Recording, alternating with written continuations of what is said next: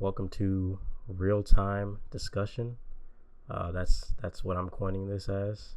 We'll see.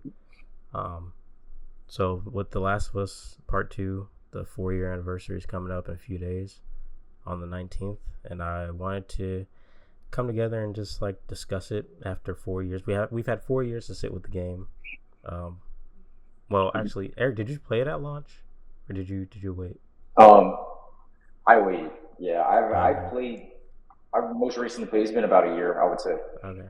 So we've still had a little bit of time to sit with the game, and it was a highly controversial Yeah. game, very divisive, and I just wanted to come and like talk about it, because I don't know, I haven't really talked much about, like, I talk about The Last of Us all the time, but I've never really gone on record about like how I feel about The Last of Us Part Two story. Um, so I feel like it'd be fun to like talk about it. But I want to give us a little bit of guidance throughout this discussion. I'm going to break it up into sections.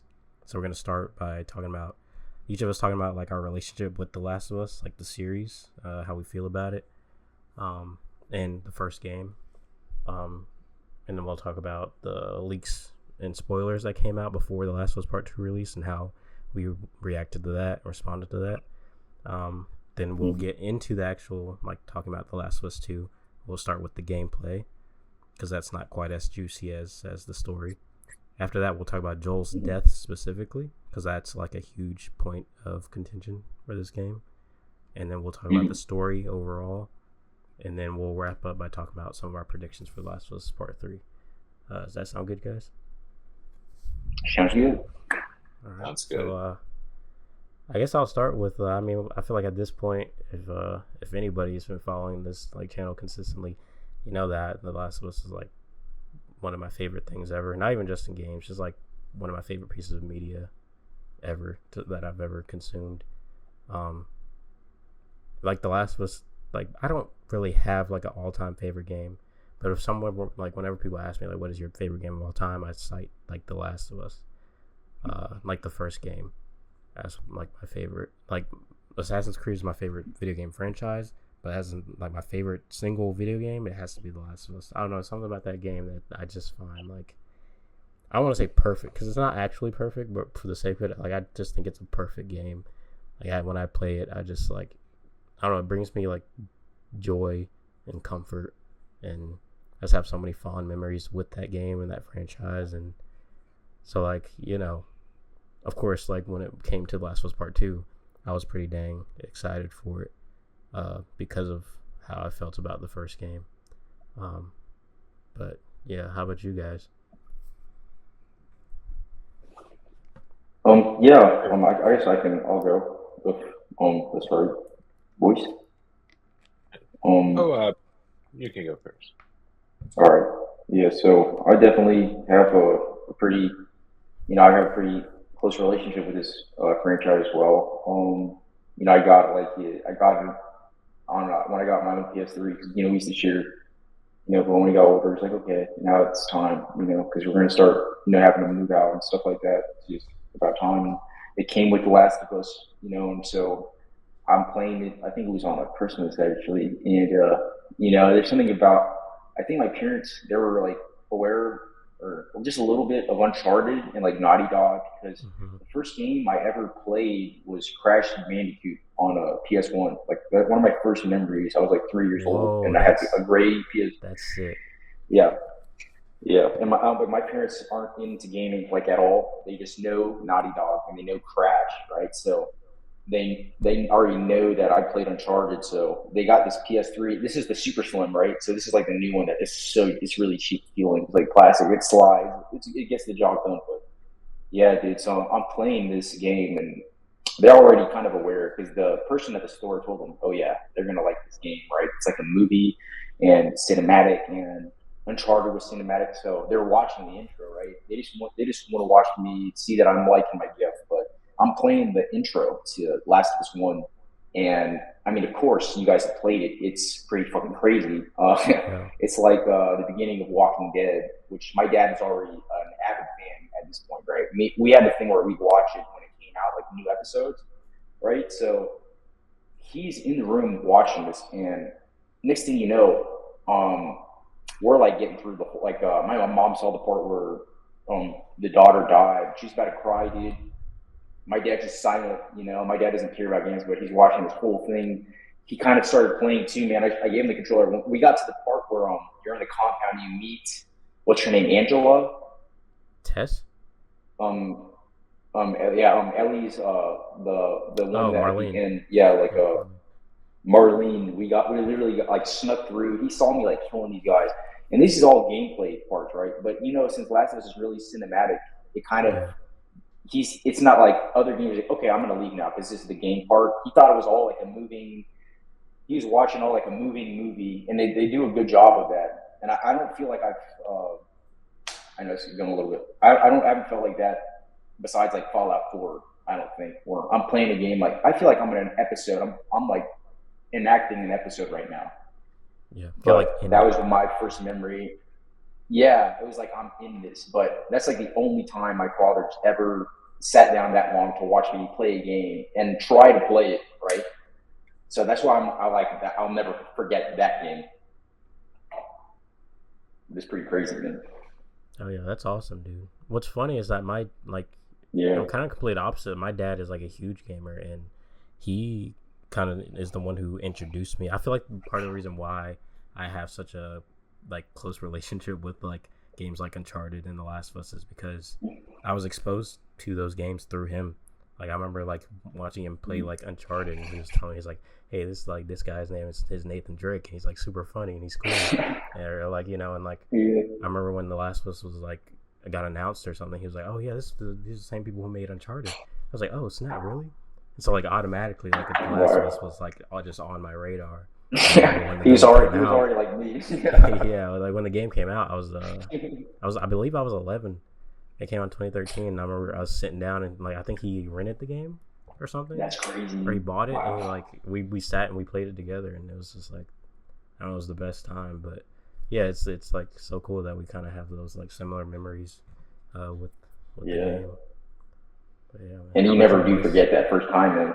Oh yeah, absolutely not. Yeah, I'd say that my relationship with The Last of Us, it started off with the cover of a Game Informer magazine. Like, I had gotten it in the mail, and I think I had mentioned it to you guys before, but when I saw the cover of Joel next to Ellie, I initially thought it was an Uncharted game starring an older Nathan Drake. I think it was And I had just, there's a lot of rumors. Like, I mean, when you're young, you just have to speculate like that to stuff you don't understand. Yeah. Mm-hmm. And there's definitely a lot of rumors.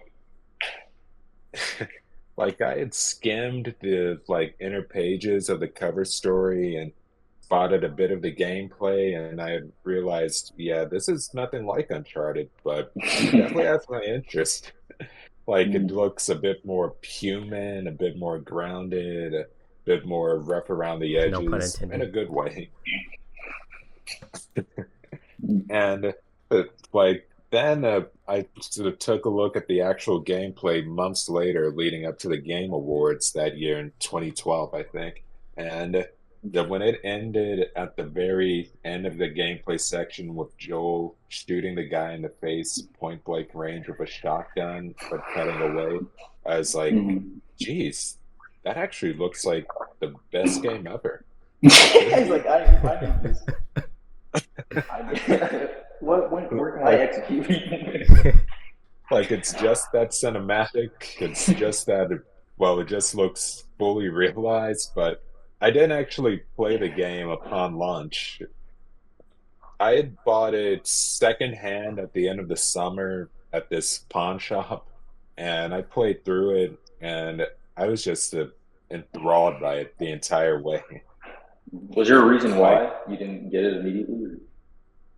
I'd say it was probably just with being in middle school, I was just more focused on games that had more fun element to them or something that was more established. Like, BioShock Infinite or Max Payne 3 or even Saints Row 4. I was thinking you were going to start saying some rated T games or something, but that took a different turn. But I'm glad. Max Payne 3, dude, that's like the most violent one. And I feel like by the end of it, that was pretty much my discovery and completion of an art house game in a way, like where I just actually played through it, didn't skip much around, and just fully understood the story for what it was. Felt like reading a novel. Wow. Yeah.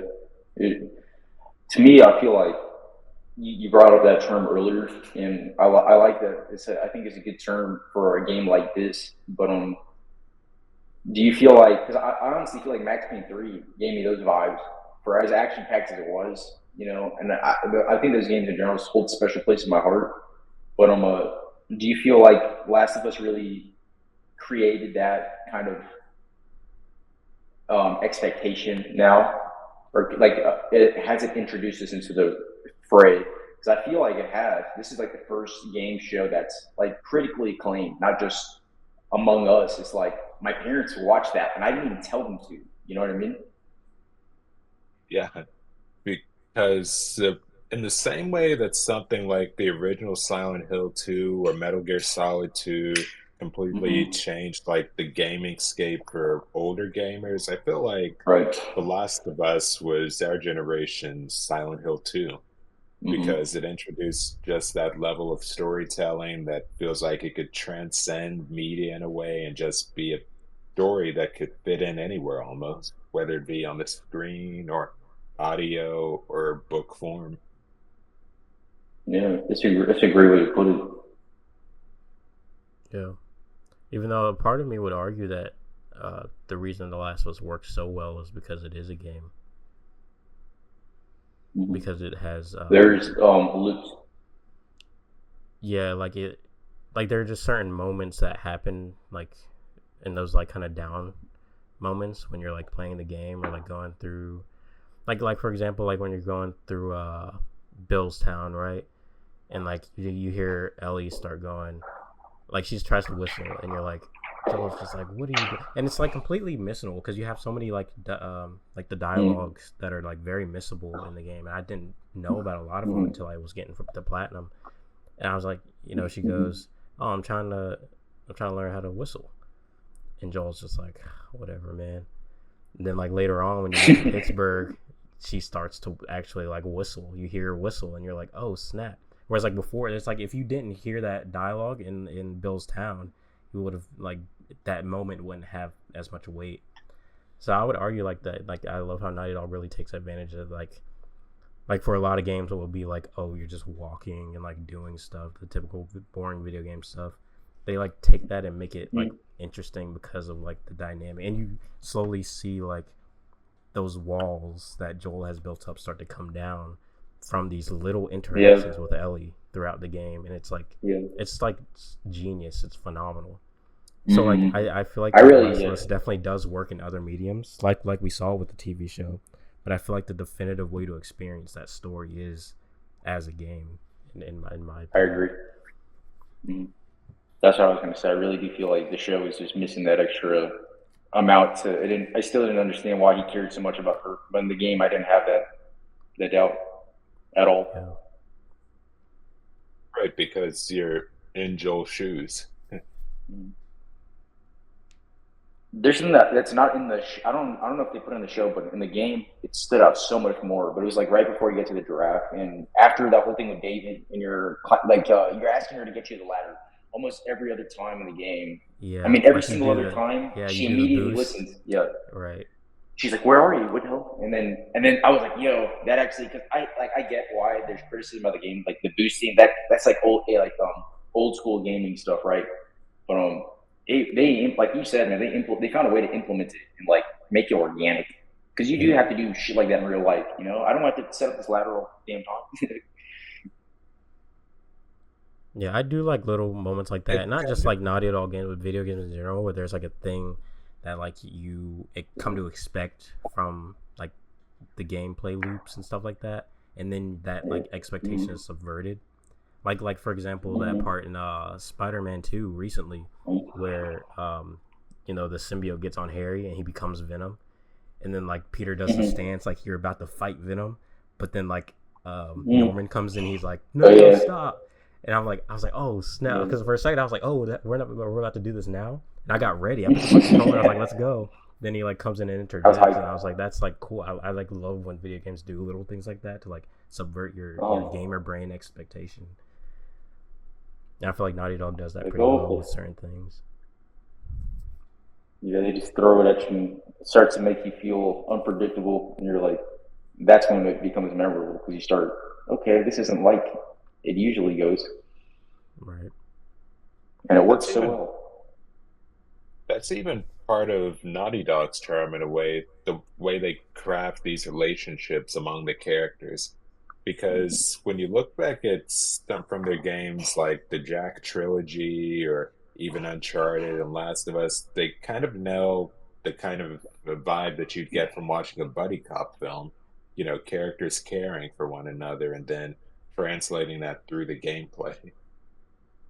Right, and making it in a way that like you're intrigued because like honestly, I remember what I was gonna say.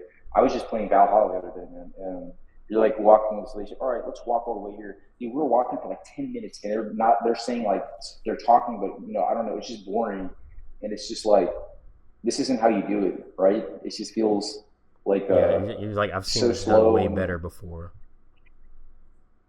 Yeah, it's like at least have. Honestly, like Phantom Pain even has a terrible one where you're in a car with the ghost Skullface, and they're playing the music from the trailers, and the trailer was so epic, but you're just like staring at him the whole time, and he's explaining stuff to you. It was just so bad. It was just really cheesy.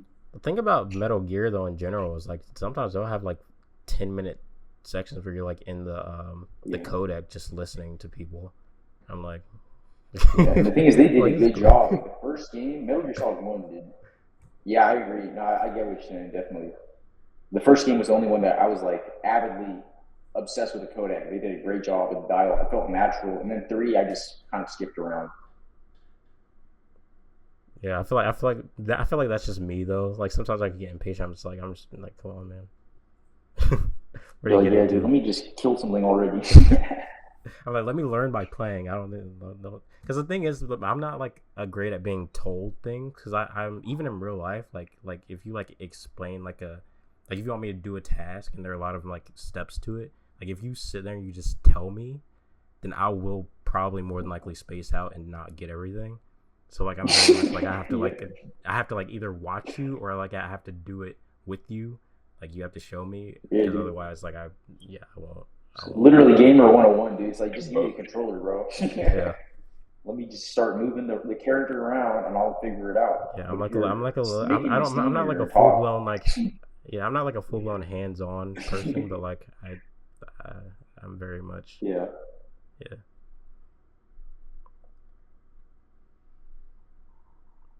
And that's understandable. I get it. You got it. Like just how it is.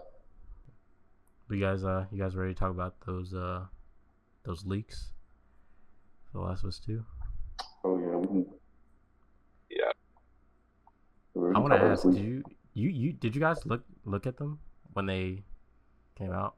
Well, first of all, let me preface for anybody that might not know, right? Like right before the game came out, there was a huge like data leak at Naughty Dog, and like a hacker got like a bunch of stuff from The Last of Us Part 2, basically the full game. I think they like started leaking stuff and put like was it the whole game was out there at some point? I think I don't even know, but yeah, like a whole bunch of stuff came out. Like I feel like this had to be like maybe a week before release. It was super close to release, and yeah, people found out stuff, and then there was a bunch of outrage. People were like, "Oh, Last of Us Part 2 isn't going to be good." Out of nowhere, because like there was so much hype and anticipation, and out of nowhere these leaks happen, and everyone's like, "Oh, this game's gonna be garbage." And I was genuinely confused because I'm like, "What could they have possibly shown that is that bad to where people are switching up this easily?" Just like, "Oh, the Last of Us is gonna be trash." I was genuinely confused, and then like was hearing rumblings of different things, but I was like, I still didn't really know because this was still a point where a lot of false like misinformation was coming out, so I didn't know what to believe. But Mm. I personally stayed clear of them until the game came out, so I didn't know anything. But I wanted to add, did you guys Wow, see that's what really impressive, came out? man. I found out like immediately. I, I I didn't even have a choice, myself, bro. I just opened my phone. I was like, oh, like, let's look at Last of Us 2. What? Joel's dead? I I think this was also Was that myself, before I had first? like, Twitter, yeah, so it was easy. it's like I was actively avoiding it at first, and then I had talked with a high school buddy of mine on Snapchat, and uh, he had asked me if I'd seen the spoilers or not. And I said, "Nope, gonna try to avoid them." He said, "Okay, good. Then don't look at my story then," Oh because my god. yeah, Uh, because he was so mad, and he had posted the spoilers on his story, and then I thought to myself, technically, if I were to view these leakers as terrorists, then they're pretty much, I almost see them as succeeding at their objective to to spread terror. And I tell myself, I'm not going to let myself be Sabotage. terrified. And so Sabotage I complete. decide to look at the Oh my god. spoilers that my buddy posted on his story, and I'd seen the bits of the beaten Joel, a shot of Abby, and a shot of Ellie, and like I had gone back to him, and he said that gosh, what was it?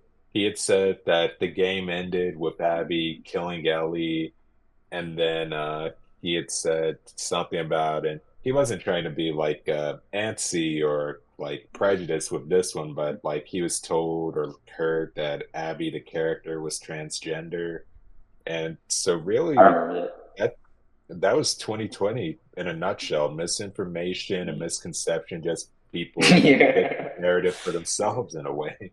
So it didn't People deter me ready at to, all. yeah, with the pitchforks. Yeah, it just made me more curious to see how it came about.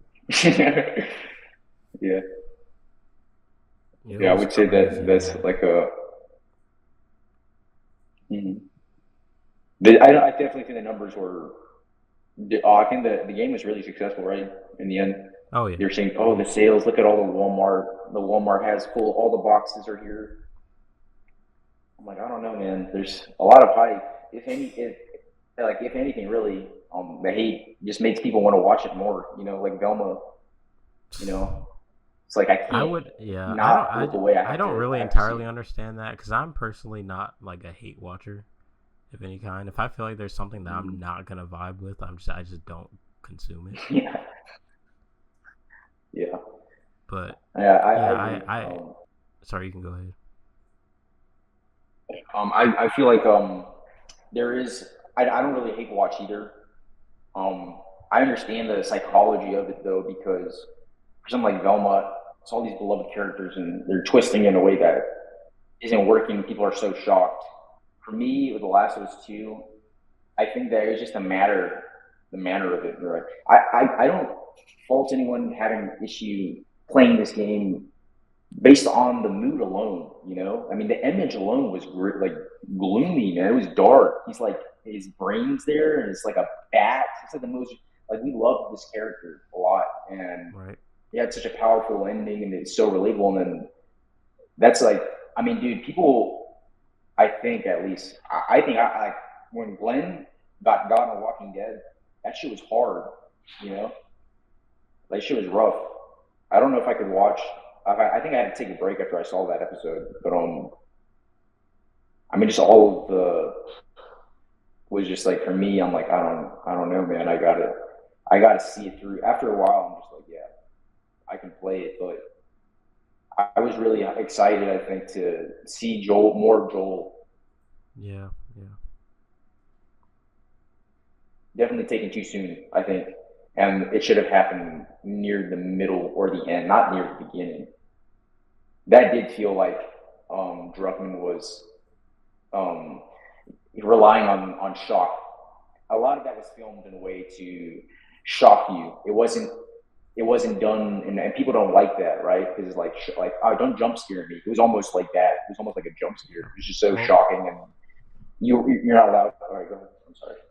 No, you're good. While we're like, since we're talking about it now, that's like,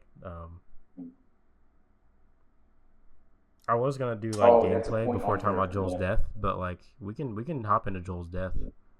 We can talk about that. So I was like, I don't know how we can talk about the leaks without mentioning that. Yeah. That's mind you, I didn't see that. I still to this day don't really know what was leaked exactly. So like, you can go ahead and talk. I think that was the main leak, and there was leaks. What Boyce said, it was Dina. I think she died, but she doesn't die. Gotcha. Yeah, so we can go into Joel's death and talk about that because that's like a huge thing for a lot of people. Yeah.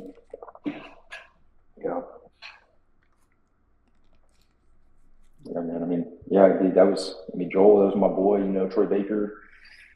You say what you want, man. He did a great job. That's the only real time where I'm like, I got to give respect to this guy. Because it really is completely different.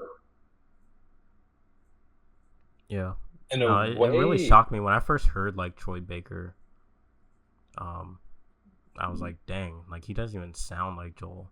So like he's super talented. So it was kind of like sad to like see that talent like leave the cast, but I mean he was still around. He was still in the game, of course, but like knowing that like that character was like done was like I'm gonna be honest with you. When I first played the game, I was like in denial. Like when I first got to that part, and Ellie's like pinned down, and she's like, "Joel, get up, fucking get up." I was expecting Joel to hop his ass up, man. I was like, "Yeah, Joel's gonna get up and beat him." No, he's not. The dude is like, I don't know, man. Like I really was like in denial. I was like, man, he's old. No. Like I'm like, Joel's not gonna die. I was like, is this what people are mad at? As I was playing, I was thinking in my head, I was like, is this what people are mad at? Are they mad that Joel like died right now? Or, like, I don't know. But I was like I was thrown off, honestly. Like at this point, it's hard to kind of get back into that mindset because I played the game so much and I know how the story goes now. But when I was playing that game back in 2020 and I had no idea like about the leaks or anything, playing that part, I was genuinely like, wow. Like I was a little bit shook to my core to see this. Like, even though I had a feeling that Joel was going to get killed off in this game, I did not expect it to be the beat. Like, not at all. And I was like, because I knew, I was like either whoever they're getting revenge for, it's either going to be Dina or it might possibly be Joel, and they might be like fooling us with the trailers. But I was hoping that it would be the former. But man, they. That was a gut punch for real. That part. Have you ever felt any other character? Has anything ever pulled at you like that?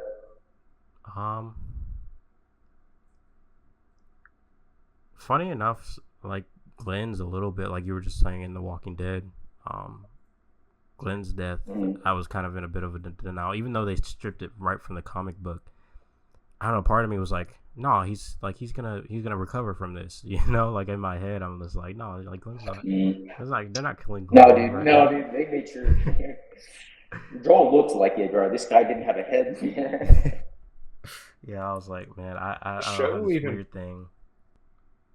Oh, sorry.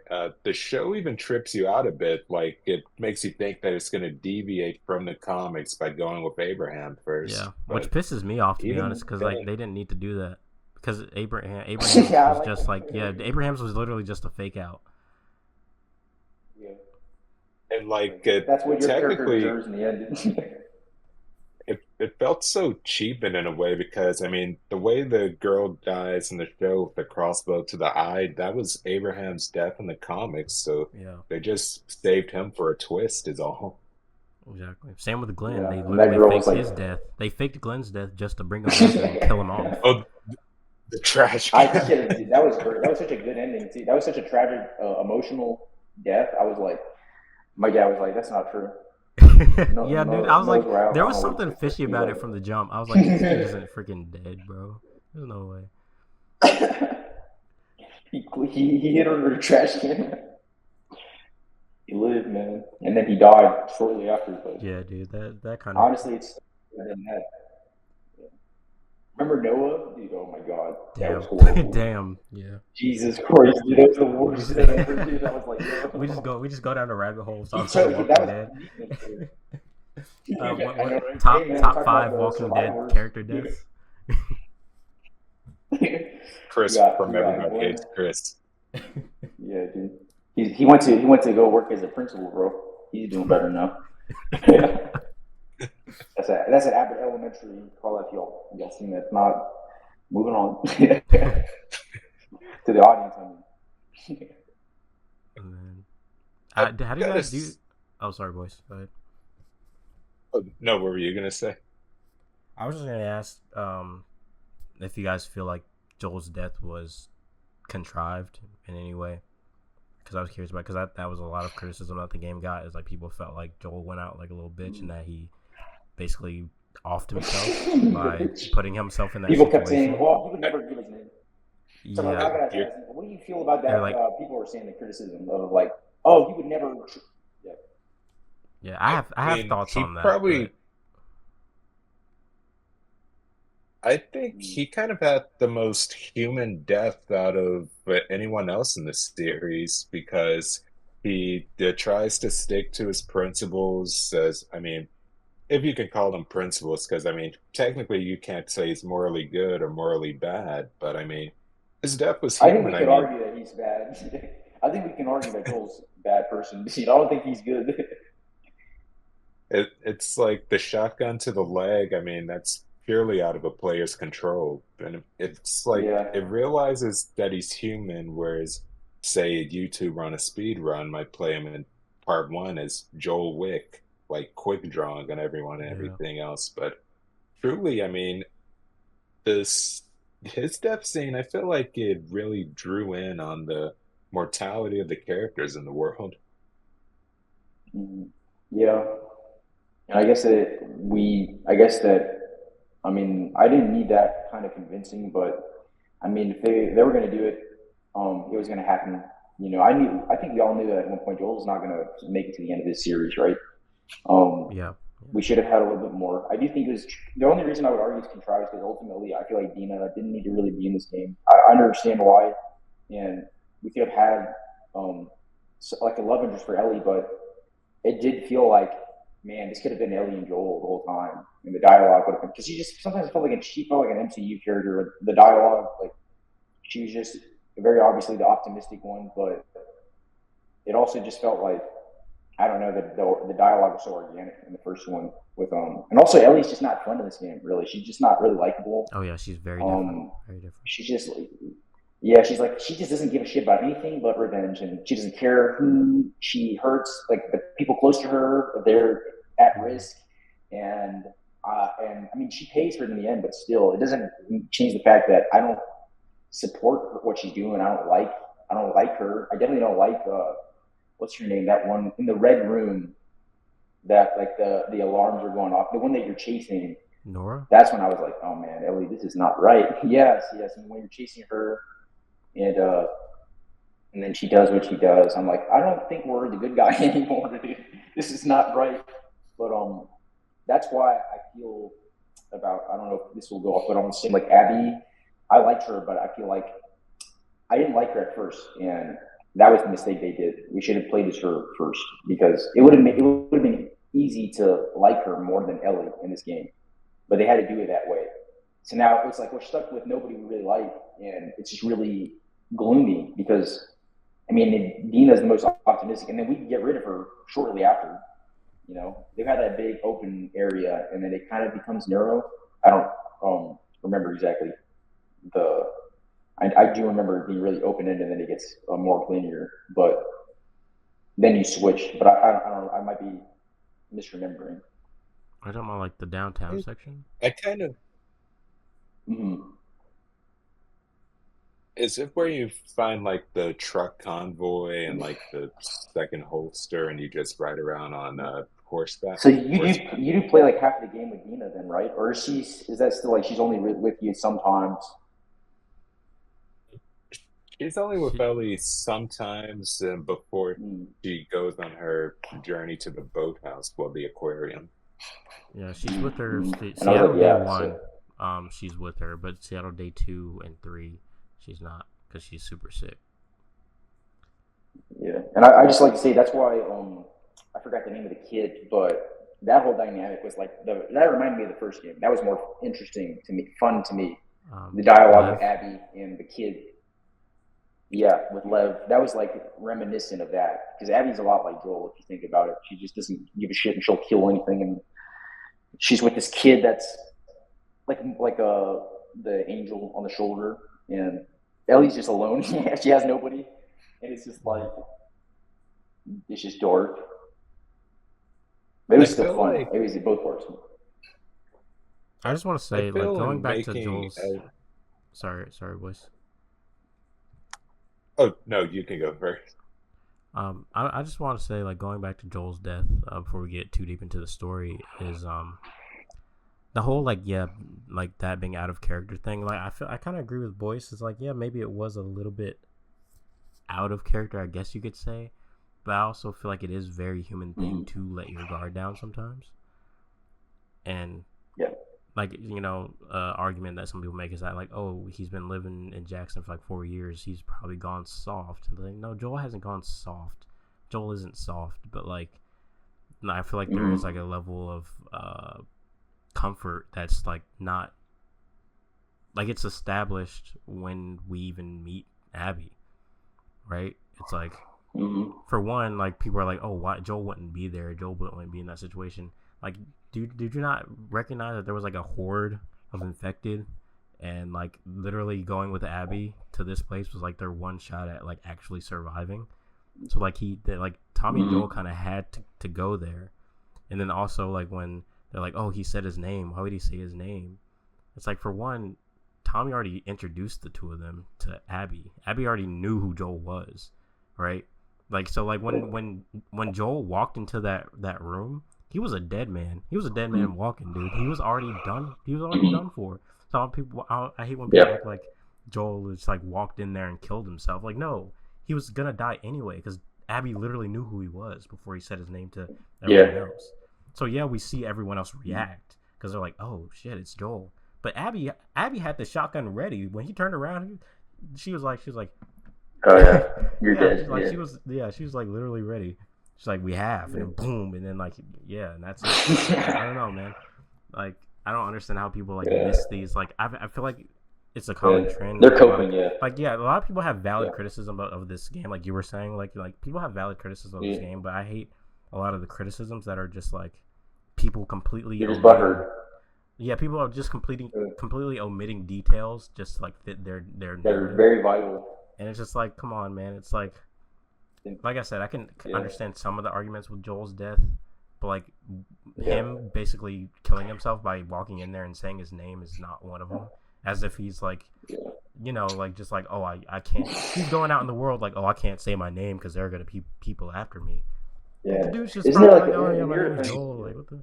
Isn't there like a whole premise? I don't know, like when it takes place. I know they were fighting and they showed that cutscene. I don't know if that's like right before they do this thing, but I'm pretty sure I remember there was like a whole thing of he's trying to change, like, because she already knows what he did, and he makes like a promise. I don't know if that I'm thinking of another show or something.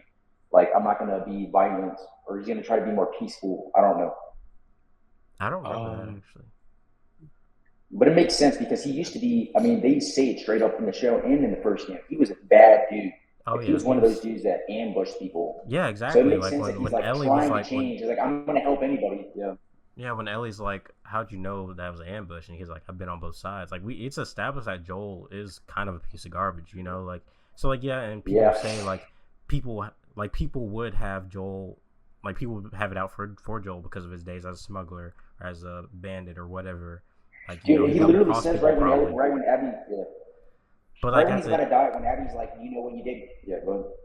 Yeah, but it's like, it's literally like, so yeah, Joel like might need to be careful and keep it, but like naturally Joel's gonna do that. But I feel like in this specific situation, he probably wasn't thinking like, oh yeah, these people are out to get me, because why would he think that? You know what I mean? He, like I feel like if anything, he would probably think, oh, I got to be like cautious around these people, which is why I can understand the argument of like he probably shouldn't have walked out in the middle of all those people he didn't know, and I don't know. I feel like so many people put so much focus on what Joel's doing in that scene, right? But like, what about Tommy? Tommy is like weirdly like when I played the game, I wasn't even thinking like, oh, Joel said his name. I was thinking like Tommy's over here like, oh, we have a town, like let's go back there and like, no, you're these people you don't even know. Like that's the part I found fishy and weird. But people are like, oh, Joel walked in there and said his name.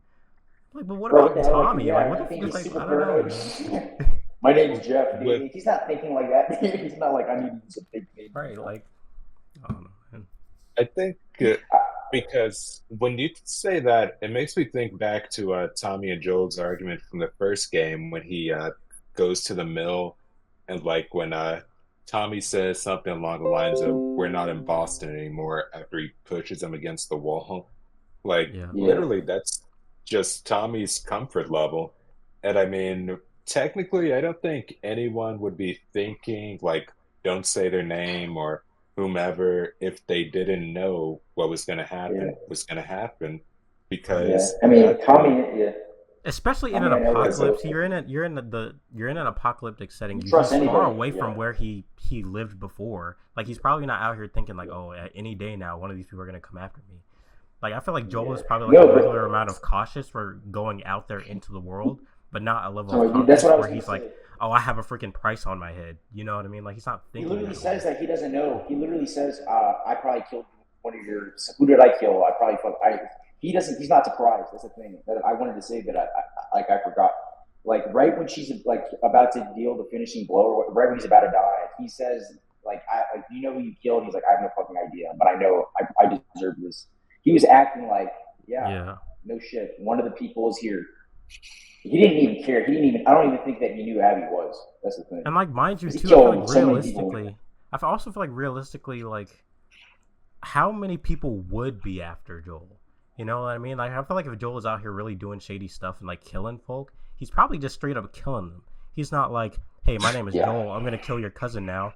Shoots the cousin and leaves you alive so you can come after him. Like, no, he's not doing that shit. So like the only thing I can logically think is like people be after him is for one, his days as a smuggler. Maybe he like did some shady deals or screwed somebody over, or the Firefly Hospital, and it was the Firefly Hospital. So like it just like it makes everything. Everything makes sense in that regard.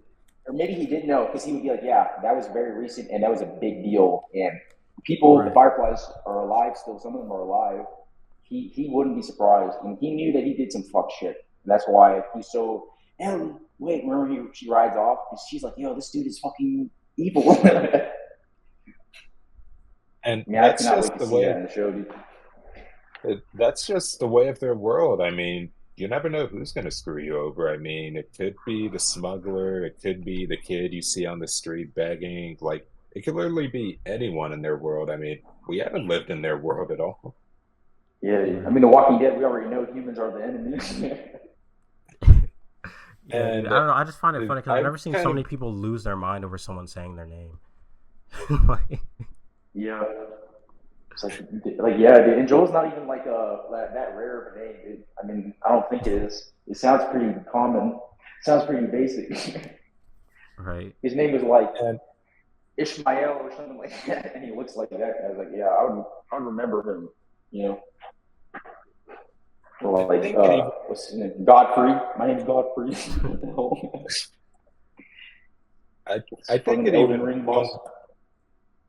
it even hones in on just the entire ridiculousness of revenge as a concept, because considering like in their world, Abby and her crew probably traveled half a month or maybe even a month just to get there to get after Joel. And even if it wasn't the right Joel, it's just it's outlandish. And there was even a point I read years back when it first came out, and they said that if Joel had the opportunity to go after the general or leader, whomever ordered them to kill Sarah, he probably wouldn't, because it's just that ridiculous as a concept. Revenge. Right. Revenge is a fool. Especially in this world, you're like, she'll be dead. That's what Dutch Vanderlyn said. What did he say? Revenge is a. it's a fool's game or something like that. And he's like, yeah, Yeah, like that's where it you're was going, either, and that's even another great piece. I mean, even replaying Red Dead Redemption, you thought people would have been more prepared for that kind of lesson with Last of Us Part Two. man. But no, man, it's always the lesson, man. I don't remember the lesson of Red Dead. Is it revenge? I don't. Is it family? Uh, Revenge, I think. I think it's more so It's just too redemption. cool But of a Just straight up.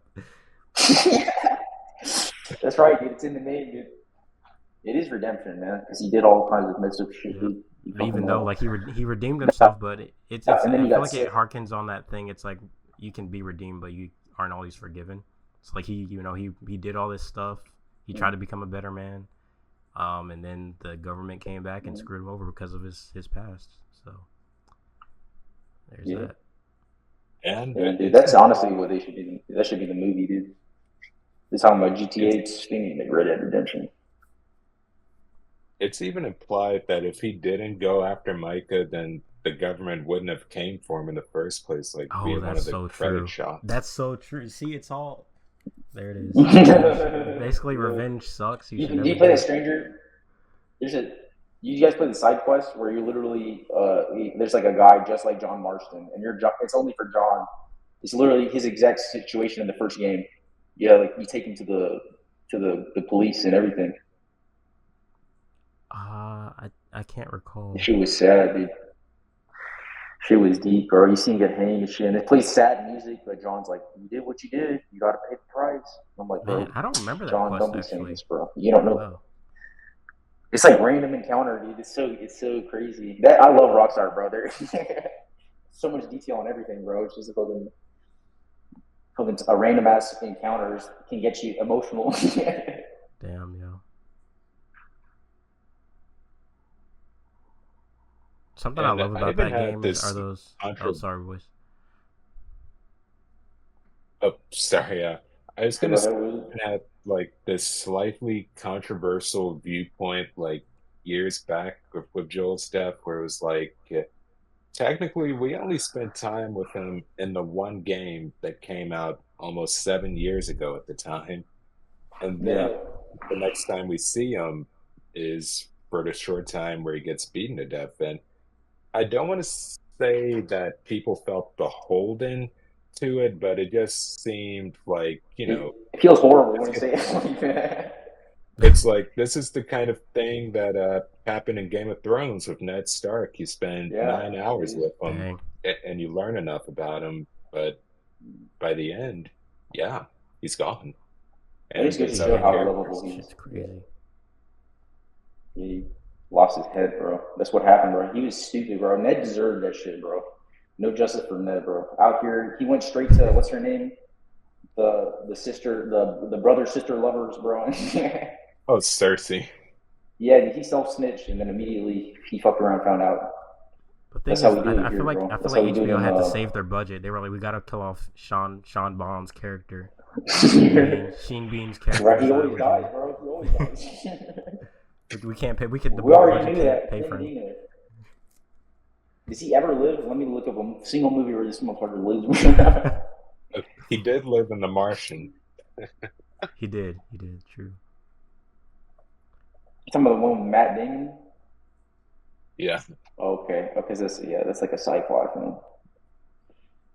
Didn't he do a movie where he was saving people from a cave? It's based on a real thing that happened. I'm I thinking of somebody else. don't remember that. That was Eric Bourne. There's That was Vigo. there's this weird. This is very off topic, but there's this weird obscure movie that like no one else I know has heard of, called it's called Tom and Thomas, but I want to say like the British name is the Christmas Twins, and like Sean Bean plays in that movie. He plays the dad, and it's like that was my first time ever seeing him in a movie that I can recall, and like I watched that as a kid, and like whenever I bring it up to people, they're like, what the hell are you talking about? But it was like a really cool movie, I thought, basically about these like long lost twins that like find each other, and I don't know. I thought it was nice, but I don't know if you guys have ever heard of it or not. He has a lost twin. Yeah, it's called Tom and Thomas. They're like two twins that like were separated at birth, and then they like reunite, and like a bunch of like chaos ensues. Oh, it's just like a male version of the Parent Trap. No, not really. No, it's not. It's not. But I just thought it. Yeah, no, it's just he's like twins. Parent Trap.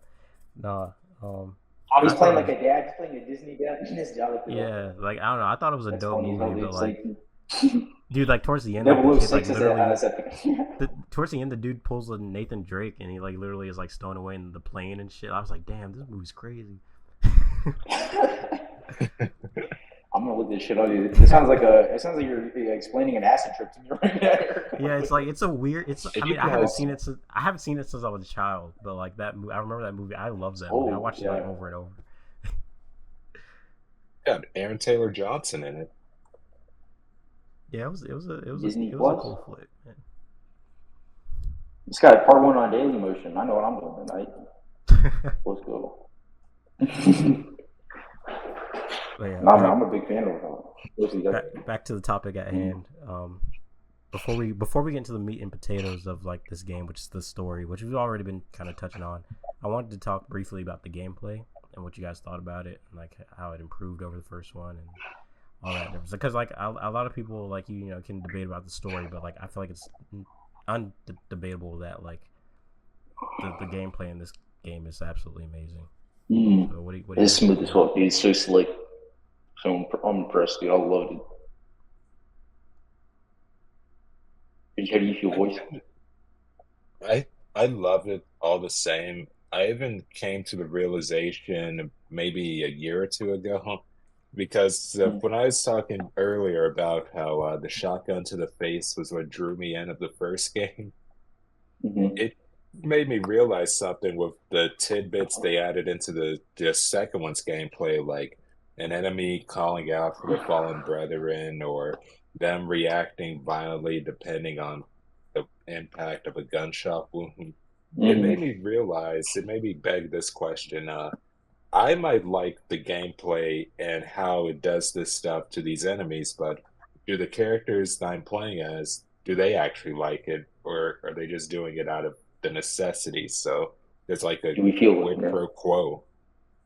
Mm-hmm. Like I love it. They're just doing it to survive.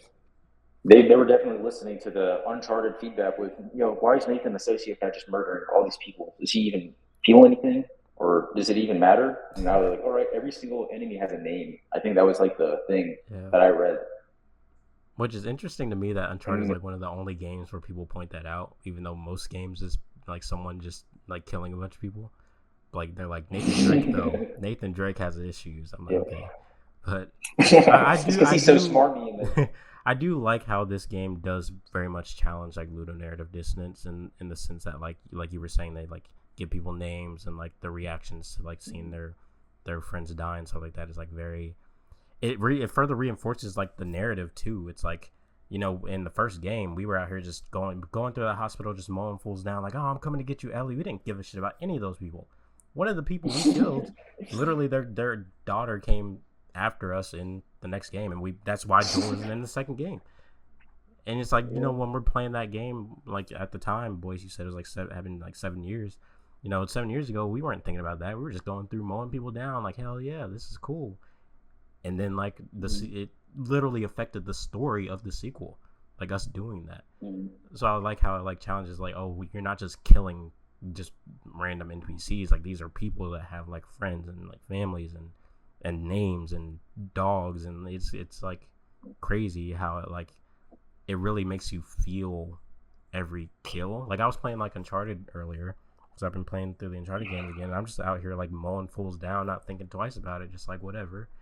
But like with The Last of Us 2, it's not quite the same. It's like, yeah, to an extent, like when you're playing it, you kind of disassociate it, at least for me. But since I've played it so much at this point, I can kind of dissociate and just kind of like kill people. But like when you really like immerse yourself in that experience, like it's very much like especially the sounds it makes when you pop someone in the head and they're like, it's like, Jesus, like, dude, like I literally just took someone's life and they had no idea it was coming. Like I'm just laying prone in the grass and they're walking up And I got my silencer just ready to go, and then boom, and then they're gone. Mm-hmm. And it's like, I don't know, it's like something about it. It's like you feel every kill. It's like, Yeah, I don't know. I had to stop playing the multiplayer for the first game because I threw a Molotov at somebody, or I got Molotov, and the screen was like, "Yo, that sounded like they got a recording of a real person getting burned," and they put it in the game. It was intense, man. But yeah, this game Granted, has as a the dog. yeah. I think that the gore. I think this is the first game where I'm like, they actually really every single piece of gore in this person's head was like rendered, and I can see all the bits and pieces, man. I can't think of a game as gory since World at War back when I was a kid, man.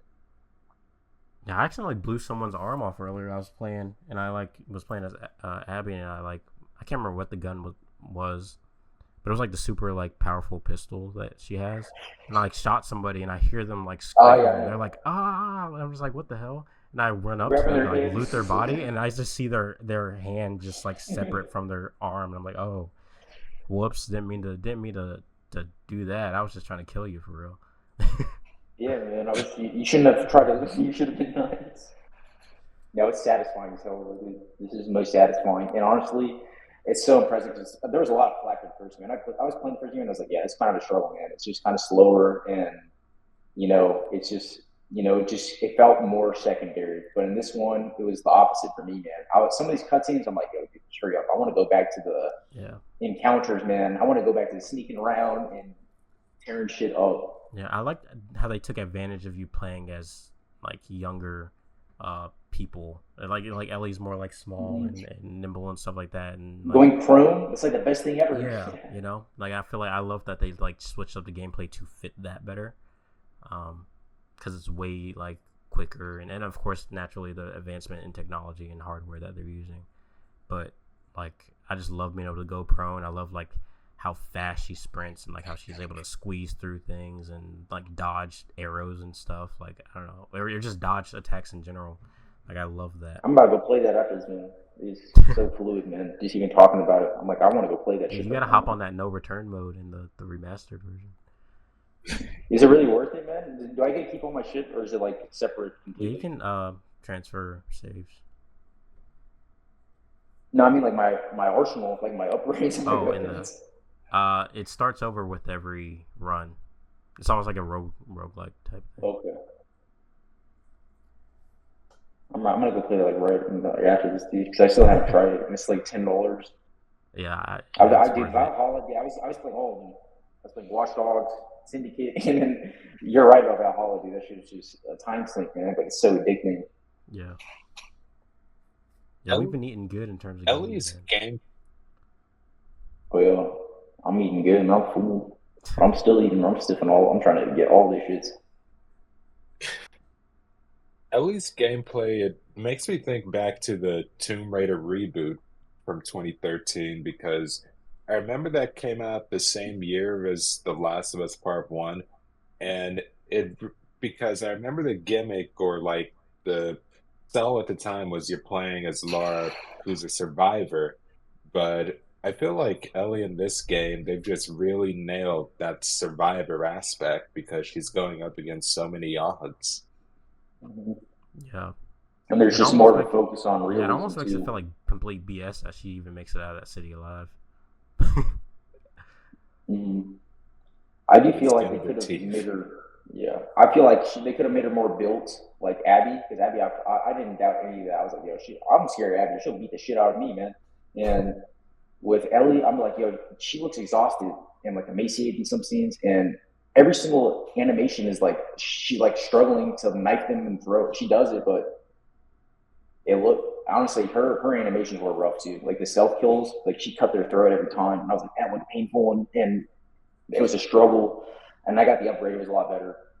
But I kind of like that though, because it like yeah, I feel like if Ellie was just like this complete like killing machine, which she kind of is in this game, depending on your upgrades and stuff. Like if she was just like yeah, out the gate like a complete like killing machine, it would just feel so weird. Like there'd be this yeah, disconnect between like, especially like yeah, she's been in Jackson, she's been doing like the what's it called, the like lookout and stuff like that, and taking out yeah, infected, but for her to be like this, you know, competent in yeah. combat, Is especially It's after not as not big of a really, especially disconnect. after Yeah. not really talking to Joel very much. I mean, I guess like Tommy and stuff could like Mhm. teach her too, but I don't know. Like I feel like it would have been like it would have felt weird. It would have been like what the hell happened between the games. Mhm. I feel like that's an easy pill to swallow compared to Nathan Drake murdering 200 people and then being casual. And it's like, yeah, maybe they double the people in the encounters. Like in the show, Joel kills like a couple of people, but in the Yeah, game they have to make it like 10 people because it's boring. right. And that's I literally imagine what they'll do the most same of thing. Uncharted is just Yeah, shooting arenas. At least in The Last of Us, you yeah, feel at least like a little bit like this is like a realistic amount of people for this setting. yeah.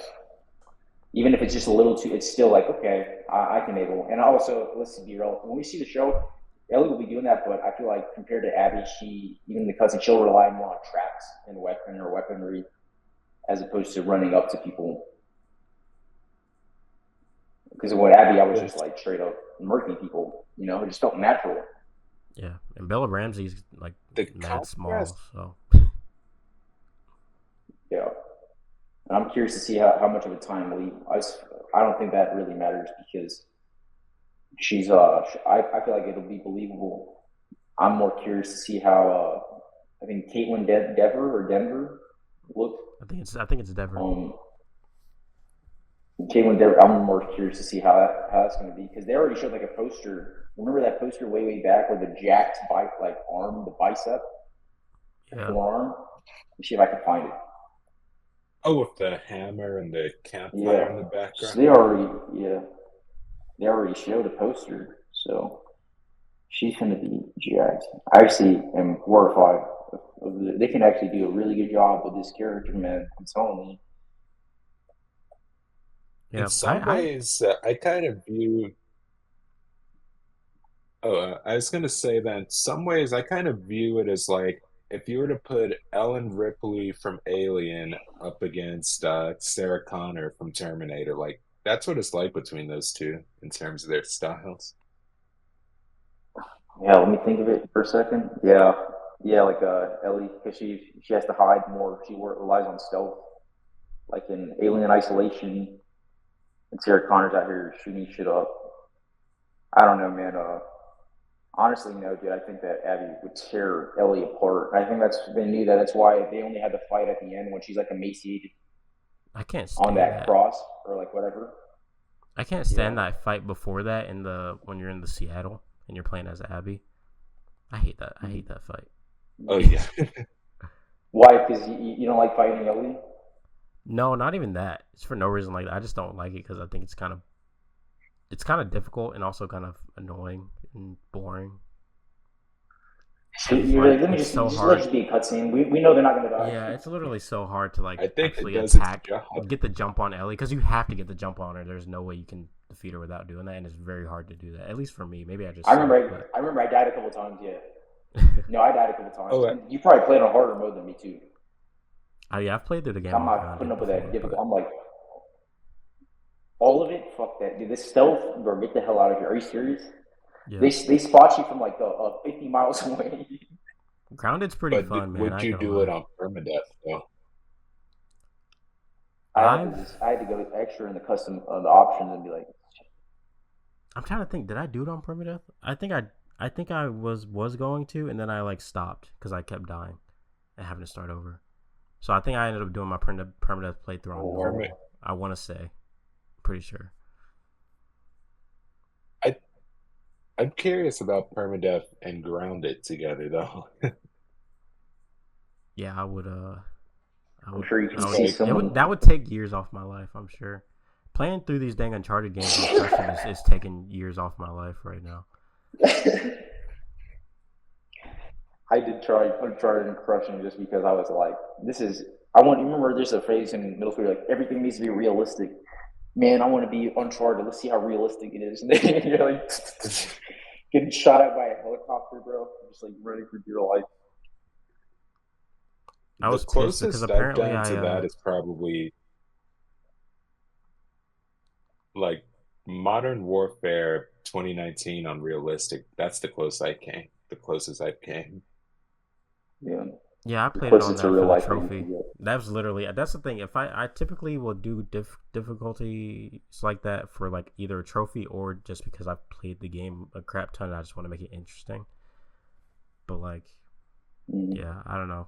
It's and like the thing I was gonna say is like I'm annoyed with Uncharted right now because I played through 2 and 3 on hard. And when you play on hard, you unlock Mm-hmm. like these bonuses, these tweaks that you can use to make the game easier for you. But the thing is like you can only use it on that difficulty or lower. So when I went to crushing, it said I wasn't able to use those tweaks, and I was like, oh crap! So they're really gonna make me do this legitimately? Because I Yeah, was you have like, to beat it every man, time. yeah. Because I'm doing it on Drake's Fortune. Like in the beginning, I was like really pissed, but like over time, I got a little bit used to it. I still cannot stand that boss fight at the end. I can't stand it. Like I feel like Uncharted like fumbles boss fights. They don't have good boss fights except for Rafe and Mm-hmm. Asav at the end of Lost Legacy. Those are the only two that are good. But the original three, the boss fights suck ass, man. Can't I'm gonna have to agree because I don't remember any of them. stand. That's got to be a sign your favorite. It's a bullet sponge, right? What is three? Isn't three kind of cool? You fight with a sword, or no? Three's That's no, that's four. 4. 3 is like just kind of. It's not hard. Like the first two, I think are pretty difficult. Like especially with like Mm-hmm. Lazarevich and the Sap, but like But they in do that 3, the anyway. boss fight Bullet sponge. isn't hard. It's just kind of boring. It's just lame. They were like, I guess they Is it a overcorrected. They were like, cutscene? it might as well be. You're just fist fighting Talbot. Like as the like I think That was the laziest. That was like the yeah. yeah. The Because entirety of they always give three, Drake. Go ahead, the entirety of three was so melee centric, I feel. Yeah, it was. Yeah, they were showing that off hard. The bar intro, and I think the demo too. The E3 they showed a lot of that. The Mm. boxing. And especially fighting brutes and stuff Was like it that. better than four? Was it better than The four? fighting. They focus more on three, right? Yeah.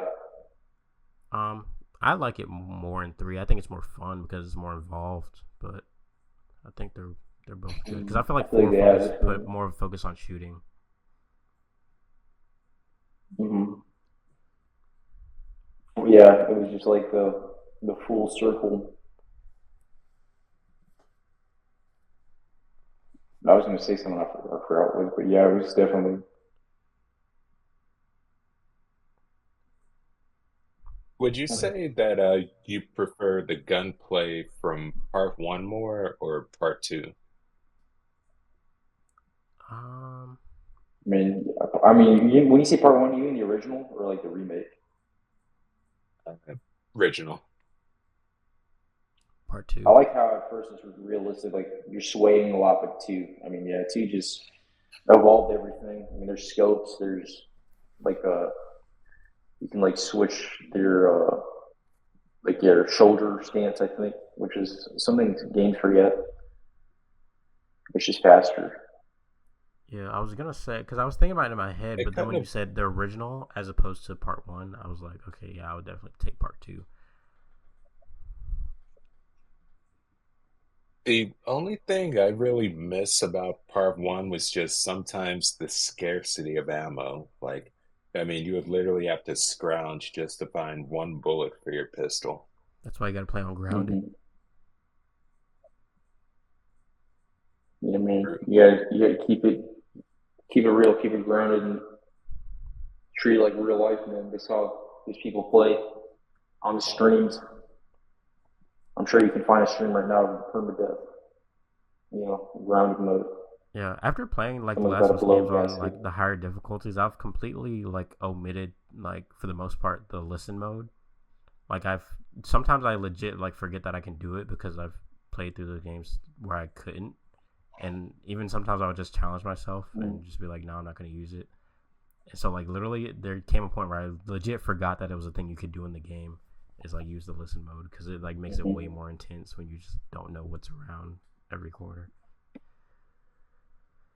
Well, does it take you a lot longer to finish the level? Yeah, depending, because I do prefer stealth, so like it takes a little longer because I'm extra cautious. But if you just kind of go in Man, guns you blazing, die in like one shot, though, dude. Not one shot, but like a couple. Like it's not grounded.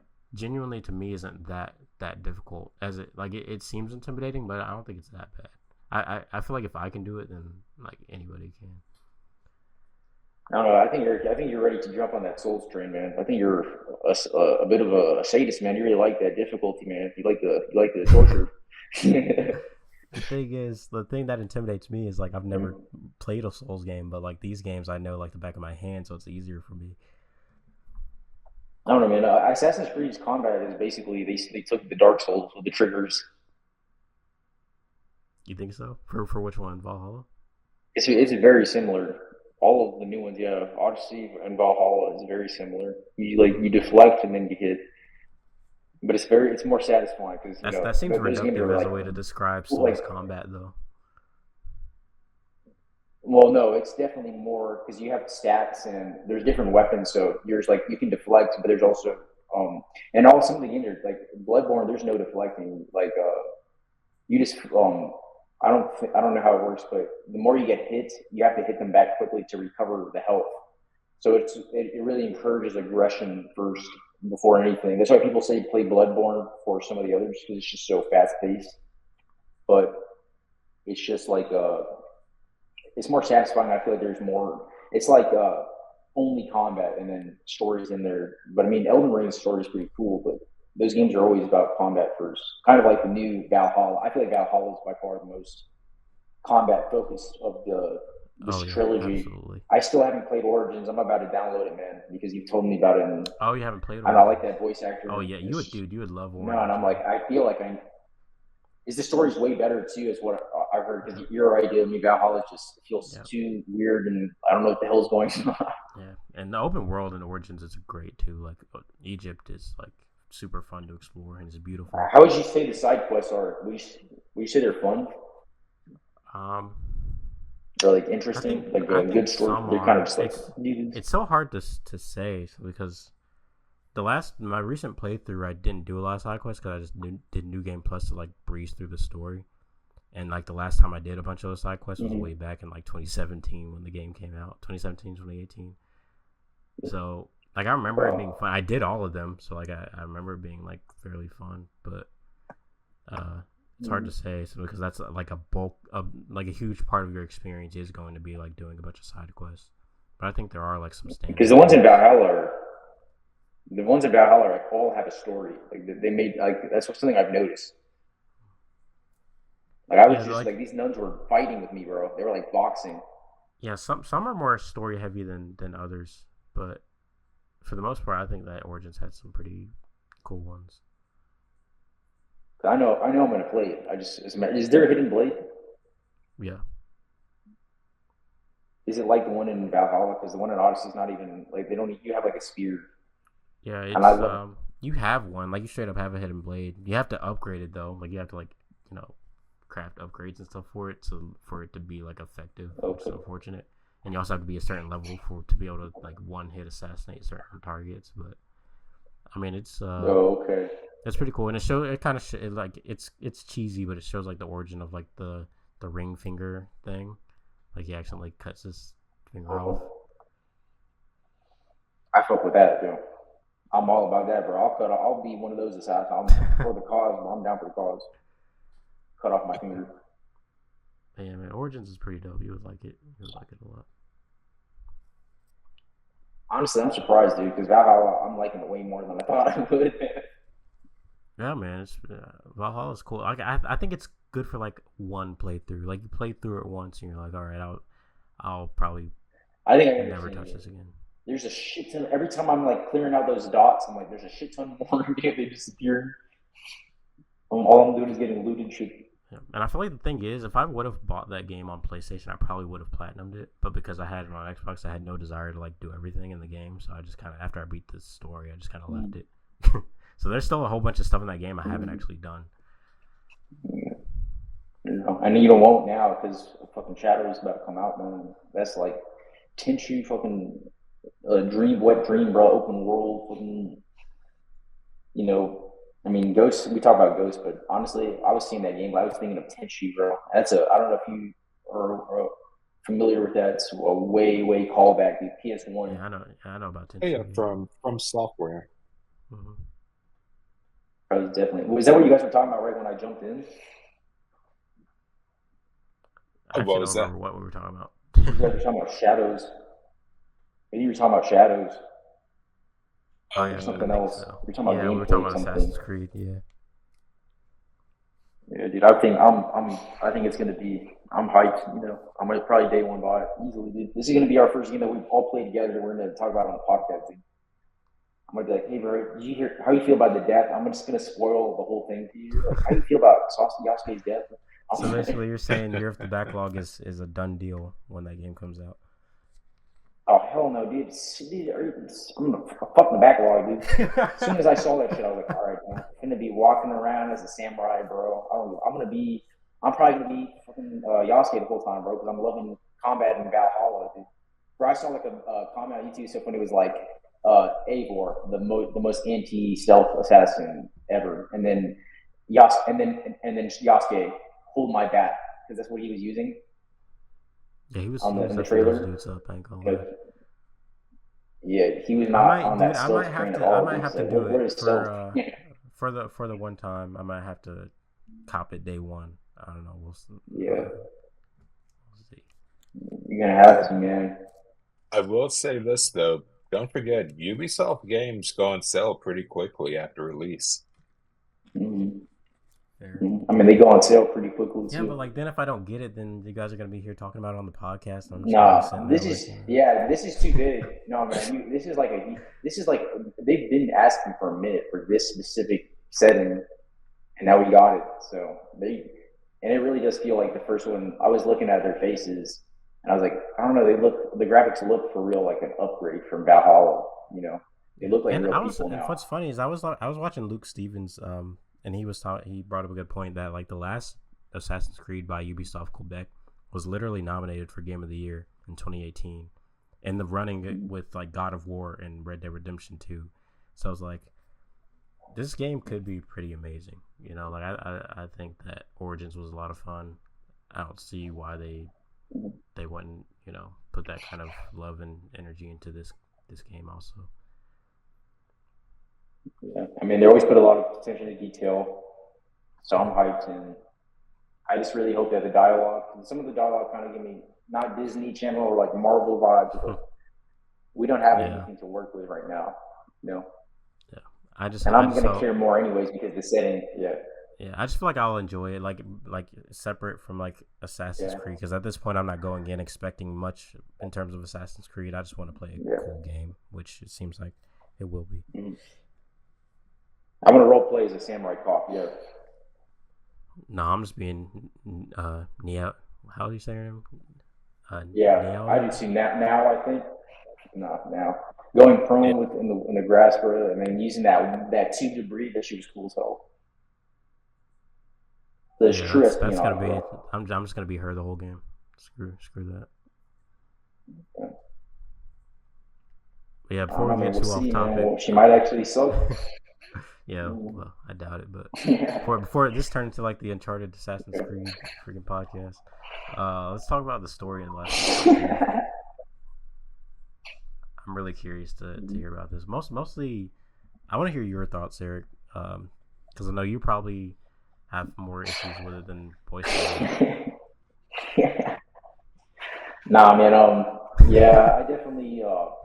I feel like definitely there's some things about it that they just rushed, and honestly, like, yeah, I don't think I don't know.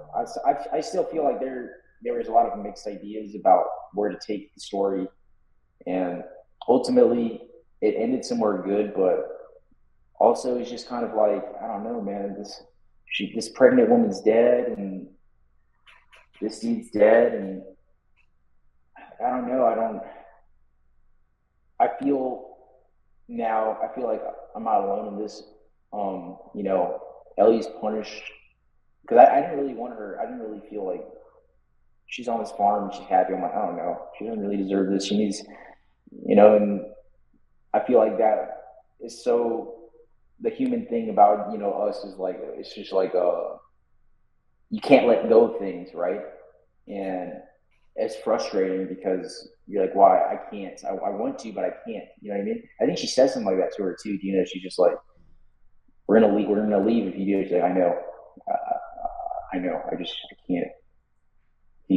I'm still having those thoughts, right? So I understand why, and that's the only thing where she's redeemed in my eyes, because in the end, when she finally she sees Abby's broken, and then she lets her go. She's finally free, right? She's alone, but she has that peace, right? And I think that's what's forgotten, because we're led to be like, wow, this is the happy ending, right? This is what you're supposed to want. But I mean, we can't forget that she's not happy. She's having nightmares. She has like PTSD. She's still seeing Joel. So that was going to, if she stayed with them, they would have ended up more worse, because she's not going to, she had to do that, right?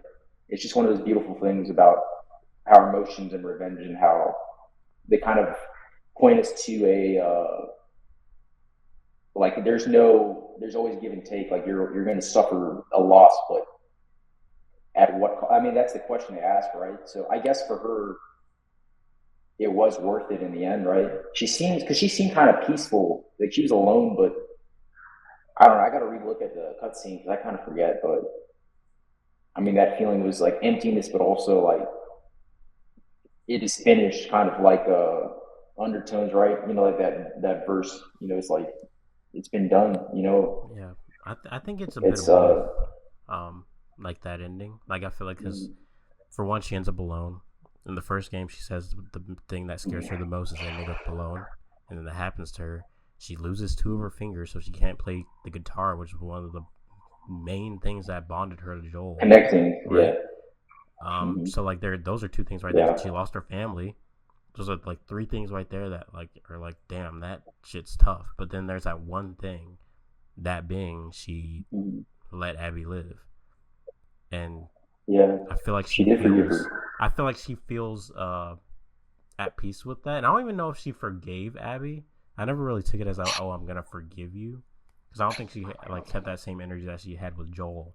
But I think it was more so Yeah. me holding, like, Joel wouldn't want me to, I guess, like, I don't know, the way I interpret that like last scene of her thinking about like Joel, that interaction with Joel, which wow, I guess was her last interaction with Joel, actually. Like, I guess more so all this hatred that I had for Joel, all these, not hatred, like she didn't hate Joel, but like, you know, all that resentment I had towards Joel all these years, I've like wasted my time. Like, that night she says, I don't think I can ever forgive you for that, but I would like to try. And then the next day, Joel's killed off.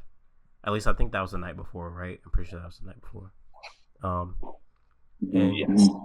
And so like I feel like I interpreted it as not necessarily, oh, I'm gonna forgive you for Joel. I took it more as, I'm gonna try. I lost, like, I spent all this time. What was that, Boyce? Oh, I was gonna say, kind of like, what will it cost if I do this? Exactly. Like she, like Joel was killed, and like all that time she spent resenting him, like it cost them so many like years worth of memories that they could have had together. You know what I mean? Like more memories, like the museum and like stuff like that, like those fond memories. She could have had way more of those with Joel if she had actively tried to forgive him sooner. That's so true. Like, yeah, it's the same thing with like Abby. It's like if she would have just let this go sooner, she would not have like lost as much as she did up to that point. Her dad is already dead. Like, you can't bring him back.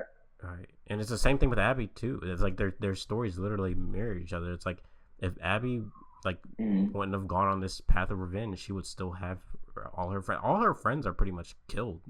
Like all her friends are offed. And it's because of this her boyfriend path she went on.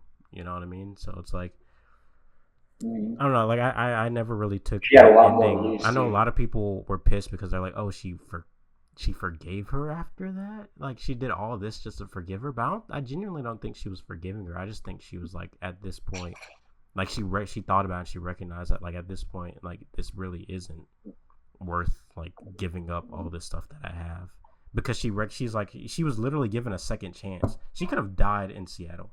Abby could have killed her ass. Like Abby had plenty of opportunity to kill her ass, but she didn't.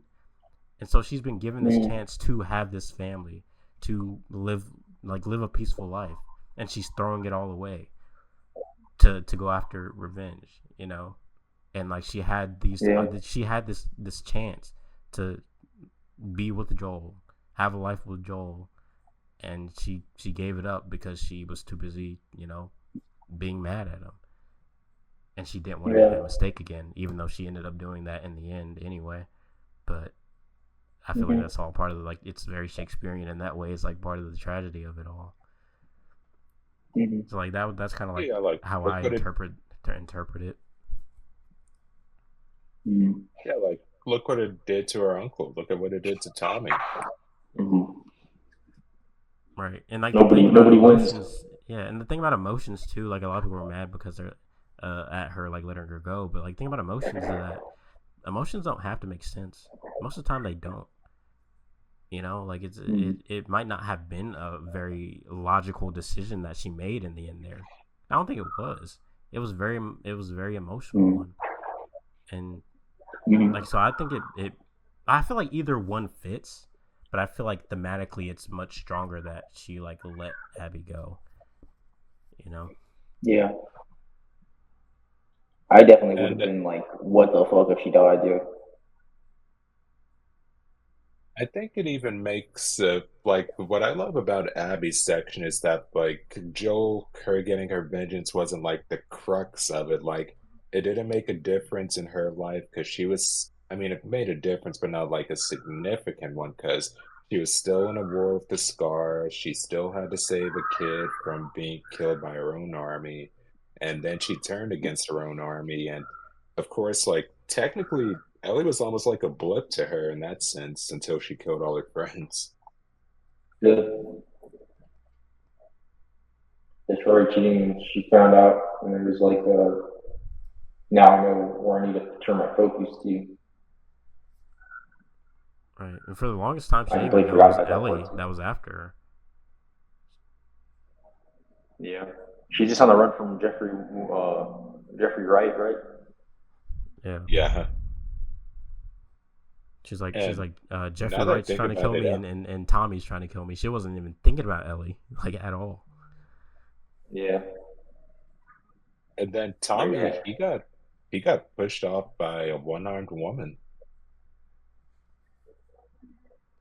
Or wait, gosh, I can't remember. It was I can't remember, Yara who stabbed Tommy, and then he fell into the ocean, right? Yeah, that's what happened. And technically, didn't even know. Oh, sorry, Boyce. Can you repeat that? What were you gonna say?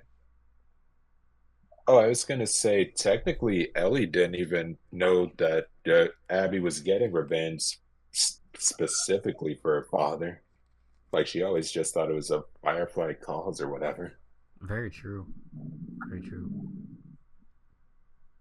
I feel like it's so easy to forget how little details they actually know about each other because of, and that's like just like the whole thing about perspective, right? Is like we're gathering in all this information through like playing as them, right? And it's like it's more effective on a replay, I would say. But when you're first playing, you're sitting here like, man, screw these people. Like you're intrigued, right? Because you're like, they killed this guy for a reason, and we played as this girl for a reason, right? But like at the end of the day, you're still like behind Ellie. You're like, yeah, let's go get these people. But then like when it switches, you're like, oh wow, like it all makes sense. Which like that twist of like seeing them at the Firefly Hospital, I thought was really strong. But a part of me feels like that should have been the opening to the game. Like that Abby flashback, that should have been like how the game started. I genuinely feel like that would have been like so cool because we're sitting here playing as a girl. We're like, who is this girl? Like, what's going? Who is this? And then we see that shot where they showed like the hospital. You're chasing the dead. What was that?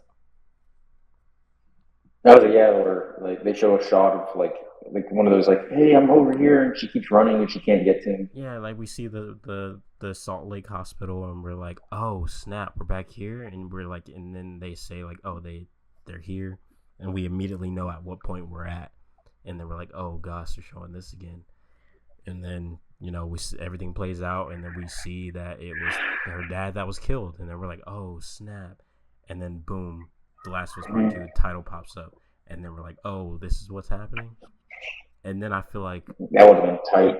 Yeah, I almost feel like then you go to like Joel telling Tommy about what happened, and then like it picks up from there. But I just feel like I don't know, like I almost feel like if we would have went in with the understanding of what Abby was there for, then it maybe would have people would have still responded like with anger. They probably wouldn't have liked Abby, but I don't know. I feel like that was like the missing piece that I feel like mind you, I don't know how big of a difference that would have made. It's just an interesting. It would have softened the blow. So what? I almost feel like it would have softened the blow. Yeah.